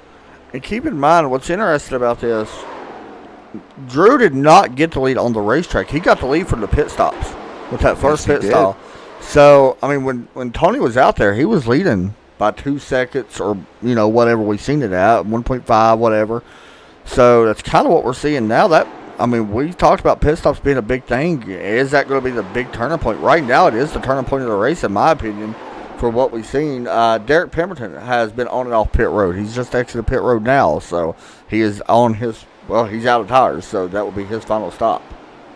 Yeah, and these guys, they're trying to make their last stint as short as they possibly can, and I think the 84 is under fire here from the 12.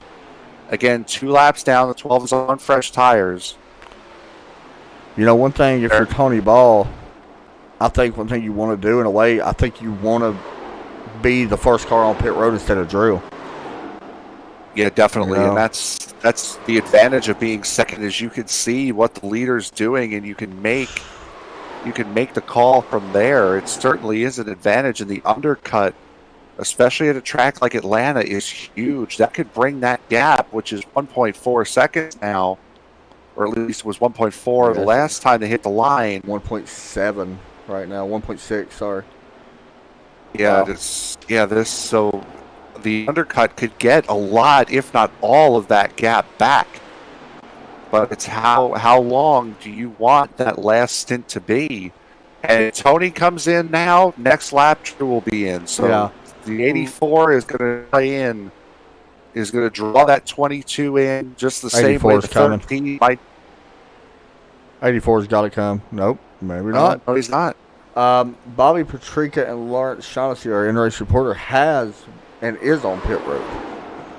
So Lawrence is on pit road right now. He's ready to exit his box, so he just left his box. So we'll keep an eye on that. He's going to be going off of the 82 of Derek Pemberton, as that's who he was racing. Yeah. So we'll see where he is compared to the 3. I'm going to guess that Derek's will be in front of him, but not by a ton. Here he comes right now, coming through. No, he's not. I don't think he's going to turn 2. He's got the car wound up though, and Shaughnessy might have to let him go here going into 3. And that's the power of the undercut right there, because the 3 had fallen to about 2 seconds. I'm sorry, the 3 had gotten out to about a 2-second gap on the 82, and there he is, right there. Right back at side by side or nose to tail with each other. Up front, nose to tail, it's the other way around. Oh, and the 3 sliding, holds in, my goodness. He saved it again, didn't he? Let me go back and replay this, because I did not see it. Yeah, he did. He got loose on his own. I don't know how this guy holds onto these cars. Here's the replay. Tony has gotten passed by the 13. Oh, yeah, the 3 really bobbled. He got right up. I wonder if the air, I don't know. That was weird. I'm not sure, but as I said, Tony has gotten passed by the 13. The 84 is really struggling now. Luke Doran's even actually faster right now. Tony Ball is running like 34 9s. you got to take this lap and the last lap with a grain of salt because he was on the outside true. past both laps. So this lap here would be the lap you look at. That is true. Race leader Drew Ballesteros ran a 34.39 last lap. Look at Stouffer's lap. Oh, and Tony is all over the place down the back straightaway. Yeah, he's having a lot of trouble right now. That car, if I'm him, I'm hitting pit road. Like, you can't keep driving this. It can't be much farther away. We got 25 to go here. Luke Doran's, I mean, look at Doran. He's closed in. I mean, Jim Fawcett's closed in as well. Like, they're going to be right here on Tony. Tony ran a 35.6. Wow. He is crawling around this track right now. Now, he's not saving, like, gas, is he? I mean, no, there's no way. He just got left. Let me hop on board I'm trying to listen. I'm trying to listen. I don't hear a flat tire or anything. He's got a flat. I hear it. Yeah, he just missed it. Yeah. He's trying to get into pit road. Oh my gosh. He's pit road. He's in a world of trouble. Yeah, he's got a flat for you guys that don't know. That's what it sounds like. Sounds like a flat left rear. Yeah, he is in a world of hurt right now. Wow. Now he's got to get to the man. That's the 47 slow on the apron. Does he got a flat? Let me listen. Down the back, the 47. Tony gonna try to get it in this time. He missed it. He missed it. Oh my Lord! And that's a penalty. He missed cone this time. He did the same exact thing he did the lap before. He said, "Screw it this time." That's a penalty too. Wow. You want to talk about a knot that was championship? Remember how I said... Add insult to injury, overslid the box. Remember how I said he was entering so flat? It looked like he was pushing really hard earlier. And I'm going to be honest, if you're Drew, you better be careful too. Yeah, no, that's something that'll scare you. If one of these two is listening to this, and Tony Ball has actually called it quits here this evening. He's at least going to finish at least down in 14th. That is crazy. I'm going to be honest. Drew Ballesteros, Christopher Luke Doran, they are brave right now. But then, how brave you think? Because Drew in clean air this whole run. I think Drew's in a better situation. Stouffer was in clean air this whole run. I didn't realize Stouffer's closed that much up on Drew. Yeah, again, Stouffer has come alive here late in this run. Just the same way he did in the last run. His car is flying right now. Drew ran a 34.7 that lap. The Stouffer's 34.2. So Stouffer has saved those tires masterfully. Is something going on with Drew? No, he is just that far off the pace. Remember, this is the same exact thing happened at the end of the run last time. That's right. Yep, you're right. He fell right off the pace. He's going to hit pit road. You got to hit pit. Well, you can't. I don't know. This is wild. If that was a left rear from Tony, that means a 2-tire stop is pointless at this point. Yeah. So you may as well come in and just take 4 now. Yeah, I agree. Like, I'm gonna be honest. If you wait till like 10 laps to go, taking 4, you're just hurting yourself. You got to come earlier because all these other guys that have pitted, like, you're not gonna have enough time. No, they're not. Is the only 4 guys on the lead lap right now is Stouffer, Ballesteros, Doran, and Braca. And Russell's about to go a lap down, or is not that far off of going a lap down. Just absolutely on track. Insane. Drew Ballesteros is on pit road. Yeah, and I think that could draw the 13 in here. Yeah, I think you've got to pit now. I think if you're everybody else, you have to pit. you've got to pit at some point before the end of this race. He's not pitting. Oh, I understand the car feels good, but You're going to give up so much time to fresh tires when he does have to pit. exactly. And you're not going to have no time to catch him. No, you saw it with the 3 and the 82. Pemberton Whoa. stayed out. I don't know. These are wild calls. I mean, look how far Drew Ballesteros fell back to. Oh, yeah, you're going to... He's going to be super quick. He's going to be super quick. We know that. Yeah, I mean, you're going to fall back on the pit stop, but as I was saying, with the 3 and the 82 was out on fresh tires for a good 3 or 4 laps. Yeah. And made up a little bit more than 2 seconds on the 3. I'm not going to lie, our in-race reporter may have a good finish here tonight. Yeah, he's sitting P4 right now. And he should get it. He will get the lap back when the 13 comes in.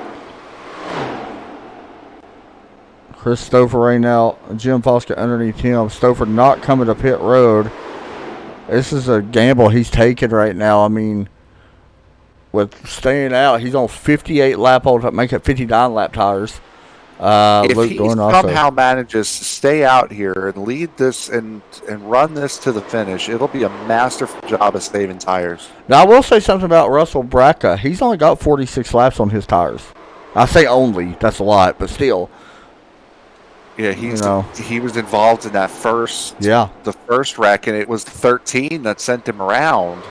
That'd be wild. And now Bracca about to fall a lap down on track. Here, he's not that far ahead. He's only about a second up the road from 13 now, as he's getting passed by Jim Foskett in the 47. Riding on board, looking at Luke Doran going through the turn. He's running second right now, and that car's having a hard time. By the way, Drew Ballesteros' new fastest lap of the race, 32.586. He's on it now. Yeah, he's definitely pushing. 100%. Stouffer, we'll see what time hits this time. It was a 34.1 last time, a 34.4 this time. Luke Doran now under fire from the 3. So take this to lap time with a grain of salt, a 35.0. Tristan Ferris on pit road. Now keep in mind, he was a lap down already from 8th place he pits.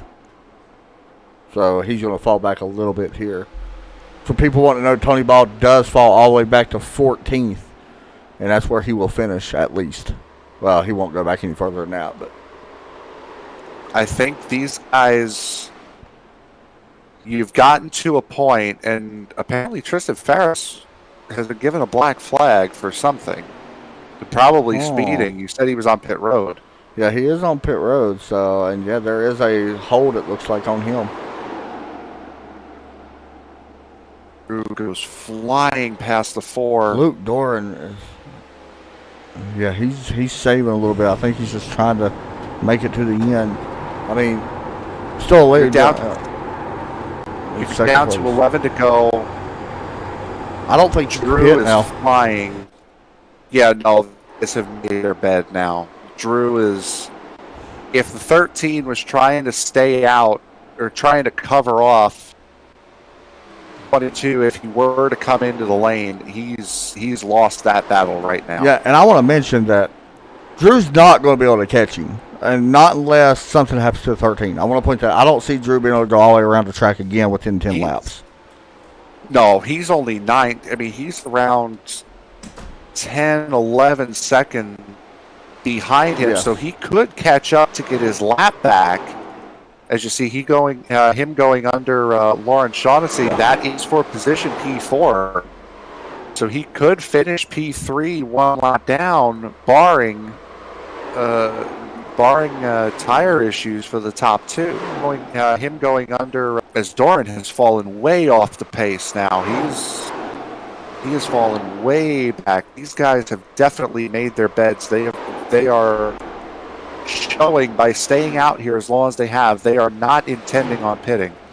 Good to see you in the chat, Robbie. Hope your night's going good, man. Hope your broadcast has been going good. I watched the one the other night. Good to see you in here, though. Coming down to lap 143, and we just really don't know what to expect. Let's just be honest. We're not 100% sure what's going to happen. Like, we don't know. Yeah, no, it's these guys. It's the tires. We're watching the tires.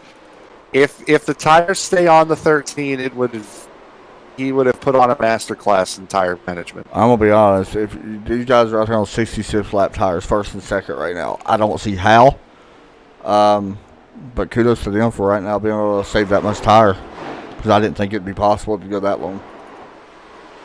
No, and this track, as we mentioned, is a cheap, so it's harder. Yeah. It's harder on tires. And if you guys watched the Die Hard broadcast on Thursday night, they were at Rockingham, another cheese grater of a track. They had run 70 some odd laps. And the leader, right before the caution came out, the leader had admitted after the race he had only 4% tire life left on the right front, and that's an open setup league as well. This is a fixed setup league, and these fixed setups tend to run tight. Yeah. So Chris Stouffer still out the lead, coming to lap 145. Luke Doran also on the lead lap. He is currently 10 seconds behind Chris Stouffer right now. Both of them have 68 laps this time at the line on that set of tires. We did see top running contender Tony Ball have issues, blew a tire, and then just devastating after that. Well, we all seen what happened with the whole pit debacle. It's gotten to the point now where the 74 and the 20, well, the 22 is go figure, but the 74 now is starting to re-catch the 13. He might re-overtake him, put himself back on the lead lap. Yeah, you are right. I think he's definitely going to catch him, you would think. I did not see this guy staying out this long. No, this is, I swore that when the 22 came in, it was going to draw the 13 in. I'm incredibly surprised we're seeing with how quickly tires were wearing here. As the 22 goes by, he'll take third place, which now I'm going to be honest here. If he hadn't have pit, third place is probably where he was going to be anyway. Yeah, I agree. With how drastically he was falling off even before the 13. Yeah, I agree. Pitting or not, the P3 is probably where he was going to finish without a caution. 70 laps so far on them tires. Every time they go into a tournament, it just kind of, They got to make it 75. Every time he goes into a turn, it's just got that weird feeling to it. Like it could go out at any time. Hopefully it don't, because I hate seeing guys lose a race like that. But it's one of those things that great tire management. I did see he's moved. Oh, we got one at the wall right up in front of him. Yeah, it's the 12 of Michael Bussell. Kept it up in the wall, which good for him. Yeah. Drew Ballesteros has raced his way back onto the lead lap. And coming down now to 2 laps to go. If the 13 does blow a tire, you're kind of at a point where you just got to ride it out. You just got to ride it. Yeah, you can't hit pit road now at all. That's what I'm agreeing with as well.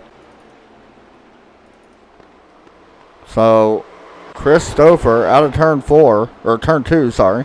Coming to the white flag next time. Him with Luke Doran both. This could be a good night here. Well, not really. Chris Stouffer, if he does win the race, he is your points leader, which is pretty impressive in itself. So, and remember, as we said, Luke Doran had a great run, pole sitter last week at Charlotte. Yeah. Great run here. He's going to finish second, barring a catastrophe here. So the white flag is out in the air. One more time, 1.5 miles around, as we watch our leader, Chris Stouffer, work out of turn 2 now. As long as nothing happens in turn 3, he should be good. You put on a masterclass in tire management as well as the 4. Yeah, great tires management. They have done a great job on. Bring us to the checker. As Stouffer comes off of corner number 4, he will win here at Atlanta. What a exciting race That was at the crazy. end. Very crazy. Luke Dorn going to finish second. Drew Ballesteros will finish in third. He's still got to finish this lap, but he will finish third. Everybody else going to finish one lap down, but Lawrence Shaughnessy, our in-race reporter, going to finish fourth. Great run for him. Russell Bracca, fifth. Good run for him. Derek Pemberton, sixth. Good run. Bobby Patrica, Jim Foskett, Skylar Grissom, Michael Bussell are going to finish top 10. Wow. So we're going to talk to these guys. Dorn not qualifying, starting 14th.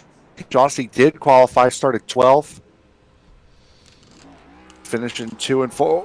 Oh, wow. What happened? Post-race extracurriculars with the 82 and the 3. I'm not sure why, but okay. Anyway, They had, had the... that little incident?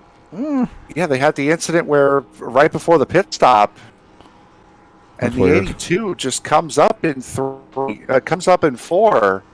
Don't make a lot of It sense. slams the 3. Interesting. Anyway, Christopher celebrating here. We're going to talk to him, and we'll get Lawrence Shaughnessy's thoughts on that, by the way, in just a moment. We're going to talk to him at least one more time. Waiting on Christopher and all these guys to come in, and two-tire guy. Who is this? Is this Chris? Who am I talking to? Luke. Oh, I knew that. I don't know why I said it was Chris. I've talked to you before, of course. Luke finishing second tonight, man. 73 laps on that set of tires. No idea how it's possible, but finishing second. Great rub for you tonight, man. Talk us through that. Yeah, I just, after that last restart, I tried to stay ahead of the 3. Once he pitted, I pretty much just shut it down and just tried to limp the last, 30 or 40 laps to make sure I didn't have a flat. The points situation for you, it really, I understand Chris is the points leader, and, all that. You were second in points coming in tonight, only 5 points behind him. So you're not going to lose too much as far as the points go here tonight. So you got to be pretty happy with that as well. Yeah, you just kind of have to take one race at a time and just get what you can get. And I'm not going to watch the points too much until the last few races. But, yeah, it's good to be up there. For sure, man. Frank, you got any questions for him? You said you down. What were your tires looking like at the end of that race? I had 35 on my right front, and I had 50 or so on the other 3, and that was 40 laps of just baby. I was hardly turning the wheel. I'm not going to lie, that's more than I thought. That's I impressive. thought you were going to have a lot less than that. That's impressive, man. Shout outs and all that you want to give out tonight, man. Second place. Oh yeah, shout out for you guys. This whole deal is really cool. Skylar for getting all this together, and all the guys tonight. It was, once again, I did not expect long runs like that, and it was a really smooth race.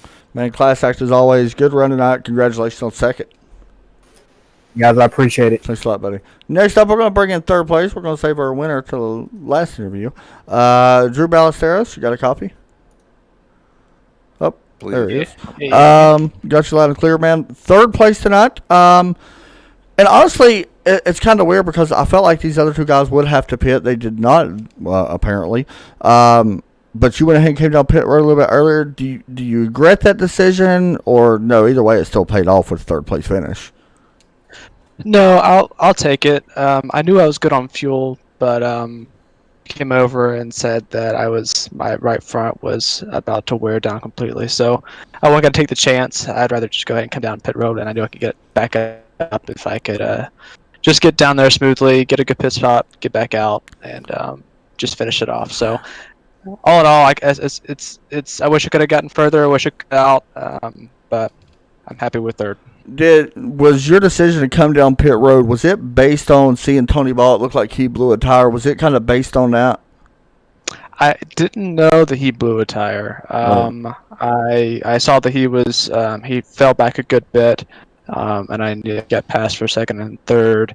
But no, it was solely based off of the information I got back over during the race over the radio saying that my right front was on. So if I had not gotten that, I would have kept going. I was good on Right. fuel. I believe I could have. I still probably would have finished second or third given how well Christopher made tires. So. He did a great job. Kudos to him. For sure, man. Frank, questions for him? You had a fantastic race. How hard were you driving the car to stay in front of Tony on that last run, or was it just the fact that you finally had clean air? No, I watched him when I was trailing him, pulled away for a while, and then I was kind of in his tracks for a few laps, and just watching his line, see what he was doing, trying to watch his break points. I just tried to adapt to that and try to take that away from him. And thankfully it worked out. I think that's what caused him to try to overwork his tires a little bit. But I knew that he was hooking the bottom, and that was going to be the key to stay in front of him, just take that line away. I don't think any air had to do with that. I think it was mainly just he didn't have anywhere. Top wasn't going to work. So if I took the bottom, it was going to be clear sailing. Well, man, either way, finishing third here tonight, you know how to do it. Shout outs and all that you want to give out?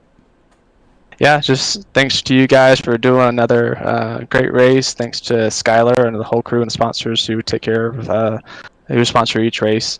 Yeah, great night. I'm excited. Let's keep on going. Good job, buddy. We'll talk to you hopefully next week. Yep, thank you. Thanks a lot, buddy. So there you go, Drew. We're going to finish in P3 tonight. Next up, we're going to bring in our winner. I don't know if I want to call him Magic Man or Magic Tire Man. I don't know yet. But it is Christopher picking up the win here tonight. Chris, you got a copy? I got you, yes. Man, was you questioning your decision right there on staying out? I mean, it paid off, so you can't be questioning it now, that's for sure. I was just doing what the leaders did because track position means a lot here. It's hard to pass, and in order to pass, you have to use your tires. So I was just going to do whatever the leaders did, and when that last caution came out. But this was compared to last week. This is a tale of two different weeks, and I learned something last week, and I carried it over to this week, and I focused on conserving my tires from the very beginning of the race. We didn't really get a long run there at the beginning. We did in the middle part of the race, and Tony was just checking out, but at the same time I had this feeling he's probably burning his tires off doing it, and I just stayed with the program. Just, hey, just back up the turns, be easy in, easy out, and at the end of that mid-run, I started catching him pretty good, and I was like, oh, yeah, I feel pretty good about what I was doing. Got that caution. I was like, oh, no, here we go. This is going to change everything. Bunch of cautions, everything, it's going to be out the window. But I stayed with the program and saved my tires, and in the process, I was saving fuel. That's what paid off. One thing, I'm sitting here looking at the stats. Of course, you got 48 laps led. That is before tonight, of course. One win, now have three top fives. So that's very impressive. Points-wise, you came in tonight leading by 5 points against Luke, which Tony dropped way back all the way to 6. Probably going to drop a little bit further back to now, which is great news for a lot of the guys in here. So now you're tied for the most wins this season. Points starting to kind of shape up a little bit here, I think. Are you paying attention to that right now? Luke said he's not really paying attention to it till later in the year. Are you thinking about it at all right now? Well, I've been thinking about it since week one. I mean, it's all about the championship in the long run. Right. I know I have the ability to get up there and compete, but in order to win the championship, you have to do it on a weekly basis. So kind of like I was saying last week, I mean, if I get a top 5 each week, I'm happy.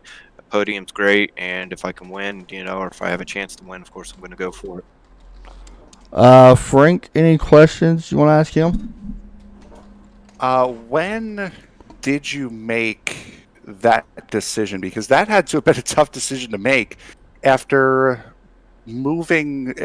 seeing the 22 come in. Was it strictly my tires feel fine, I'm going to stay out, or was that a decision I'm going to make it all the way to the end? When did you make that decision of I'm going to run this thing to the finish?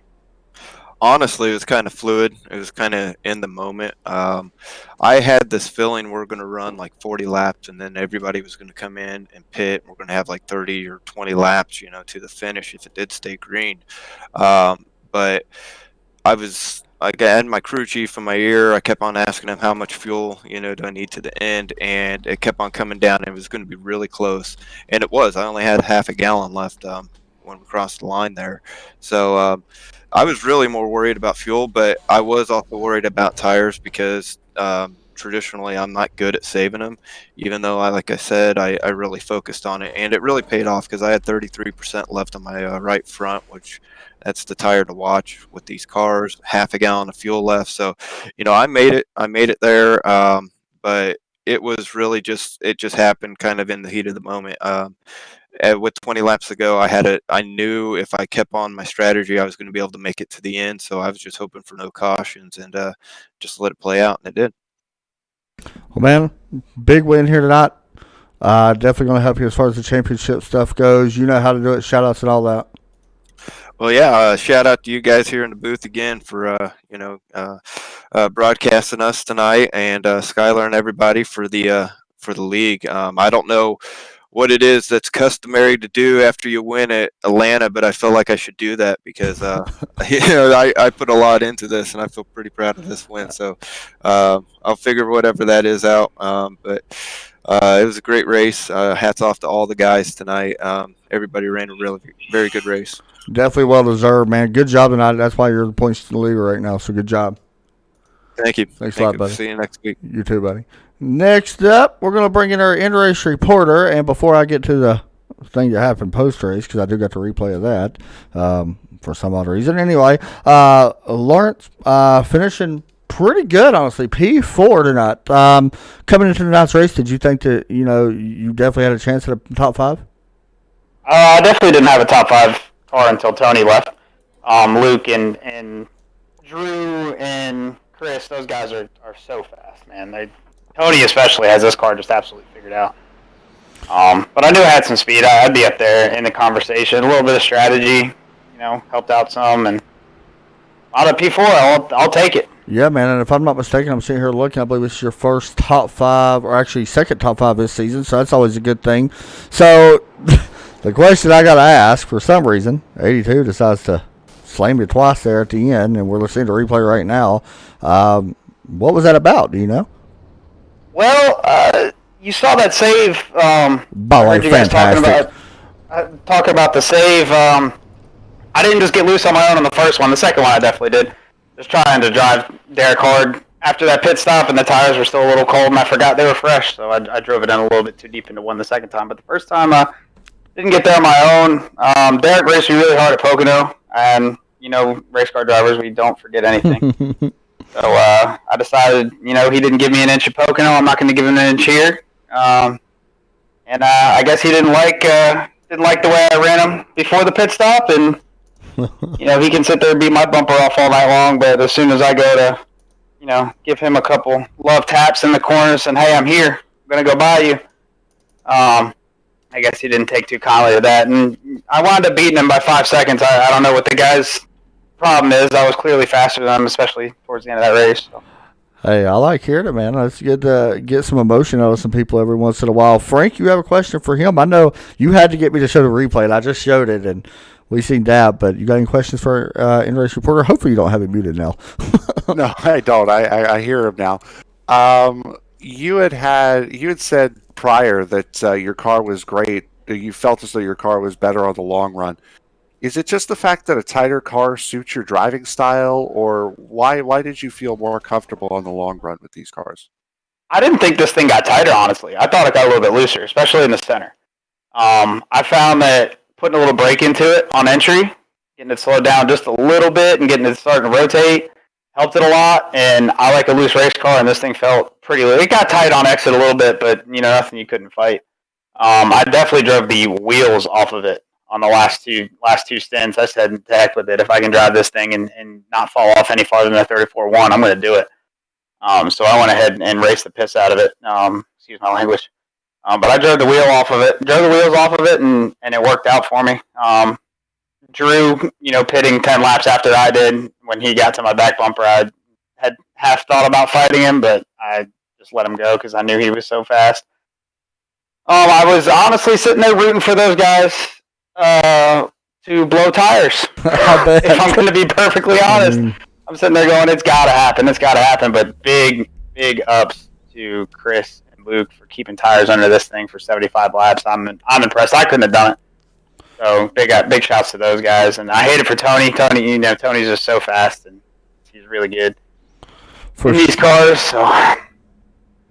For sure, man. Well, you did a great job on the Inter-Race Reporter stuff. Any shout-outs and stuff you want to give out tonight? The team back at Indy Autosport, love those guys. Shout out to you guys for putting on a great broadcast. I always enjoy going back and watching them afterwards. RacetoolsDirect.com, Competition Auto Body, a couple of local businesses in Indiana that help us out. Max Fast, they just recently came on as a sponsor for the team as well. And my wife for putting up with me being up till 1 o'clock in the morning here on the East Coast. I hear that. And watching the races. So, hey man, appreciate you guys. Good job doing the Inter-Race Reporter. We'll definitely have you back. You did a great job, so thank you for that. Yes, sir. I'd love to do it again. Yes, sir. Thanks a lot, buddy. All right, bye-bye. All right, Frank, we had to get both sides of the story, so we wanted to bring in the 6, who, by the way, had a good run. Let's just be honest and say that first and foremost. Finished 6th place tonight, not a bad night. Derek Pemberton, Adam and Frank up in the booth, you got us? Yeah, I do. We kind of had to separate you two. During the interviews. Yeah, well, we know how that can go. But I want to get your thoughts. You heard his interview, and we wanted to pull you in and get your thoughts on what he said and your thoughts about what happened. He wants to talk about Pocono. Apparently, I did something at Pocono. I don't honestly remember what I had for breakfast yesterday, so I guess I'll have to go back and watch the replay on Pocono, because apparently I guess I ran him hard. But here tonight, I mean, we had a fast car all night. We qualifying pace is just not there. And then just once the green flag dropped, just kind of taking it easy, was just kind of passing everybody. And then we just kind of kept it up near the front. And then when the green flag pit stops, I seemed like I was the first one on pit road all night tonight. And so I was trying to get strategy to work for me. And then, of course, we had all that happen. And then we catch a break right after we get the Lucky Dog. We get, we get a small little run. We get fresh tires. And I'm starting to drive back up through the field once we get restarted. And then I get stuck behind this 3 car. And I get to his inside, runs me completely out of room. I mean, he comes straight down like I'm not even there. He did that for about 10 times, and I about had it with him. Then I got to his outside, and then he just, I don't know what happened. And then so I got in the back of him, wasn't really trying to let him, keep the position. I mean, I kind of goosed it just a little bit to try to get in the back of him. Just trying to move him out the way at that point that Skylar got to my inside, and I really couldn't clear him. And, it sucks because, I mean, we had such a good race going, and really that 3 kind of ran all the rubber, basically ran my tires completely down to the bottom and just couldn't do anything. So it sucks because, I mean, we were fast. I don't think we would have been able to keep up with Stouffer and them, but we were definitely, I think we were definitely the 4th fastest car out there on the track tonight. So that's the most frustrating part, is to have somebody who just runs that slow and then wants to complain, saying that he finishes 5 seconds in front of me, at the end of the race. It's not really interesting, but, that's fine. That's how he wants to race. We'll race that way.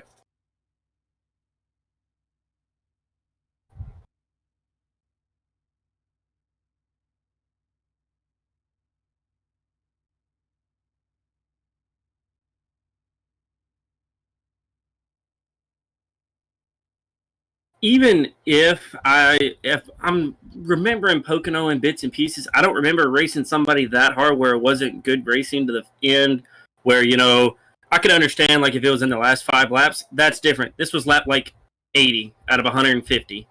So that's kind of the exception I'm going to take, is that if I ran you hard, at least it'll probably be at the very end of the race. There, you're racing me hard just at the halfway point. So, I mean, I'll go back and watch it. I'll actually do diligence. I'll go back and watch it. But if I remember right, I think it may have been right at the very end of the race. So I think once you get inside 5 to 10 laps to go, I think the racing does change just a little bit. So I guess we'll have to go back and look at it, but I don't plan on it probably changing how I feel about it.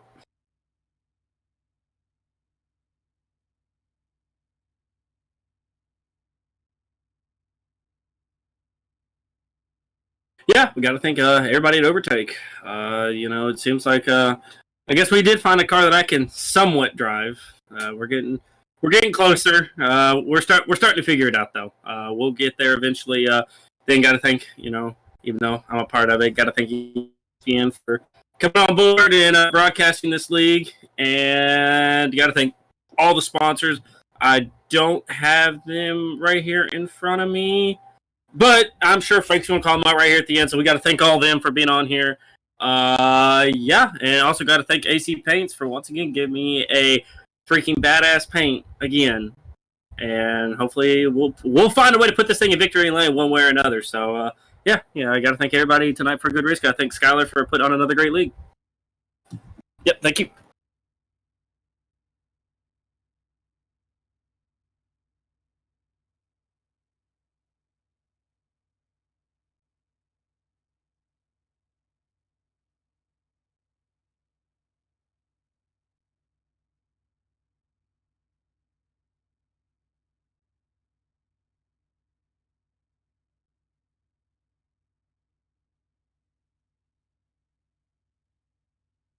And I have literally been sitting over here talking about myself, guys. Once again, you see the sponsors going by on your screen. We thank every one of them very much for their awesome sponsorship. So, Frank, thoughts on tonight's race before we get out of here, man, because I'm wore out. Yeah, no, it was a really good race today. We had anticipated, with the tire fall off and the tire wear being as bad as it was, we had anticipated a lot of cautions and a lot more incidents than we had. I think we only had like 4 or 5 cautions tonight, and a lot of them were just single car mistakes, really. So yeah, it was a very good race, entertaining race. Strategy played a big part in it, which made it really exciting at the end. And going to Michigan next week, completely different style of racetrack. Not as bad on the tires. I can't wait to see what these cars can do around there. Yeah, I think that race is going to be really good as well. Really looking at the live timing board, I see 73. That's the main number I see because that's how many laps first and second went on that set of tires with Stouffer and Doran. Nothing but mad skills to them. And kudos to them for being able to make it last that long. So that's the main thing I want to point out. All in all, I mean, the race was fine. It's kind of rough for Tony Ball. Just pushed a little bit too hard, but that's part of racing, and it happens in real life as well. So that'll do it. He did confirm to me it was a right front that went down. Oh, okay. So there you go. That'll do it, guys. I will be live tomorrow night, but for now I'm gonna get off here and go to bed because I gotta wake up at 4:30. Frank, anything else you want to say? No, I'm excited for next week. For sure. Hey guys, want to thank everybody for watching. Y'all have a great night and take care and God bless. Hey everybody, I'm Rutledge Wood from NASCAR on NBC, and you're watching World of Stock Car Racing League. Enjoy!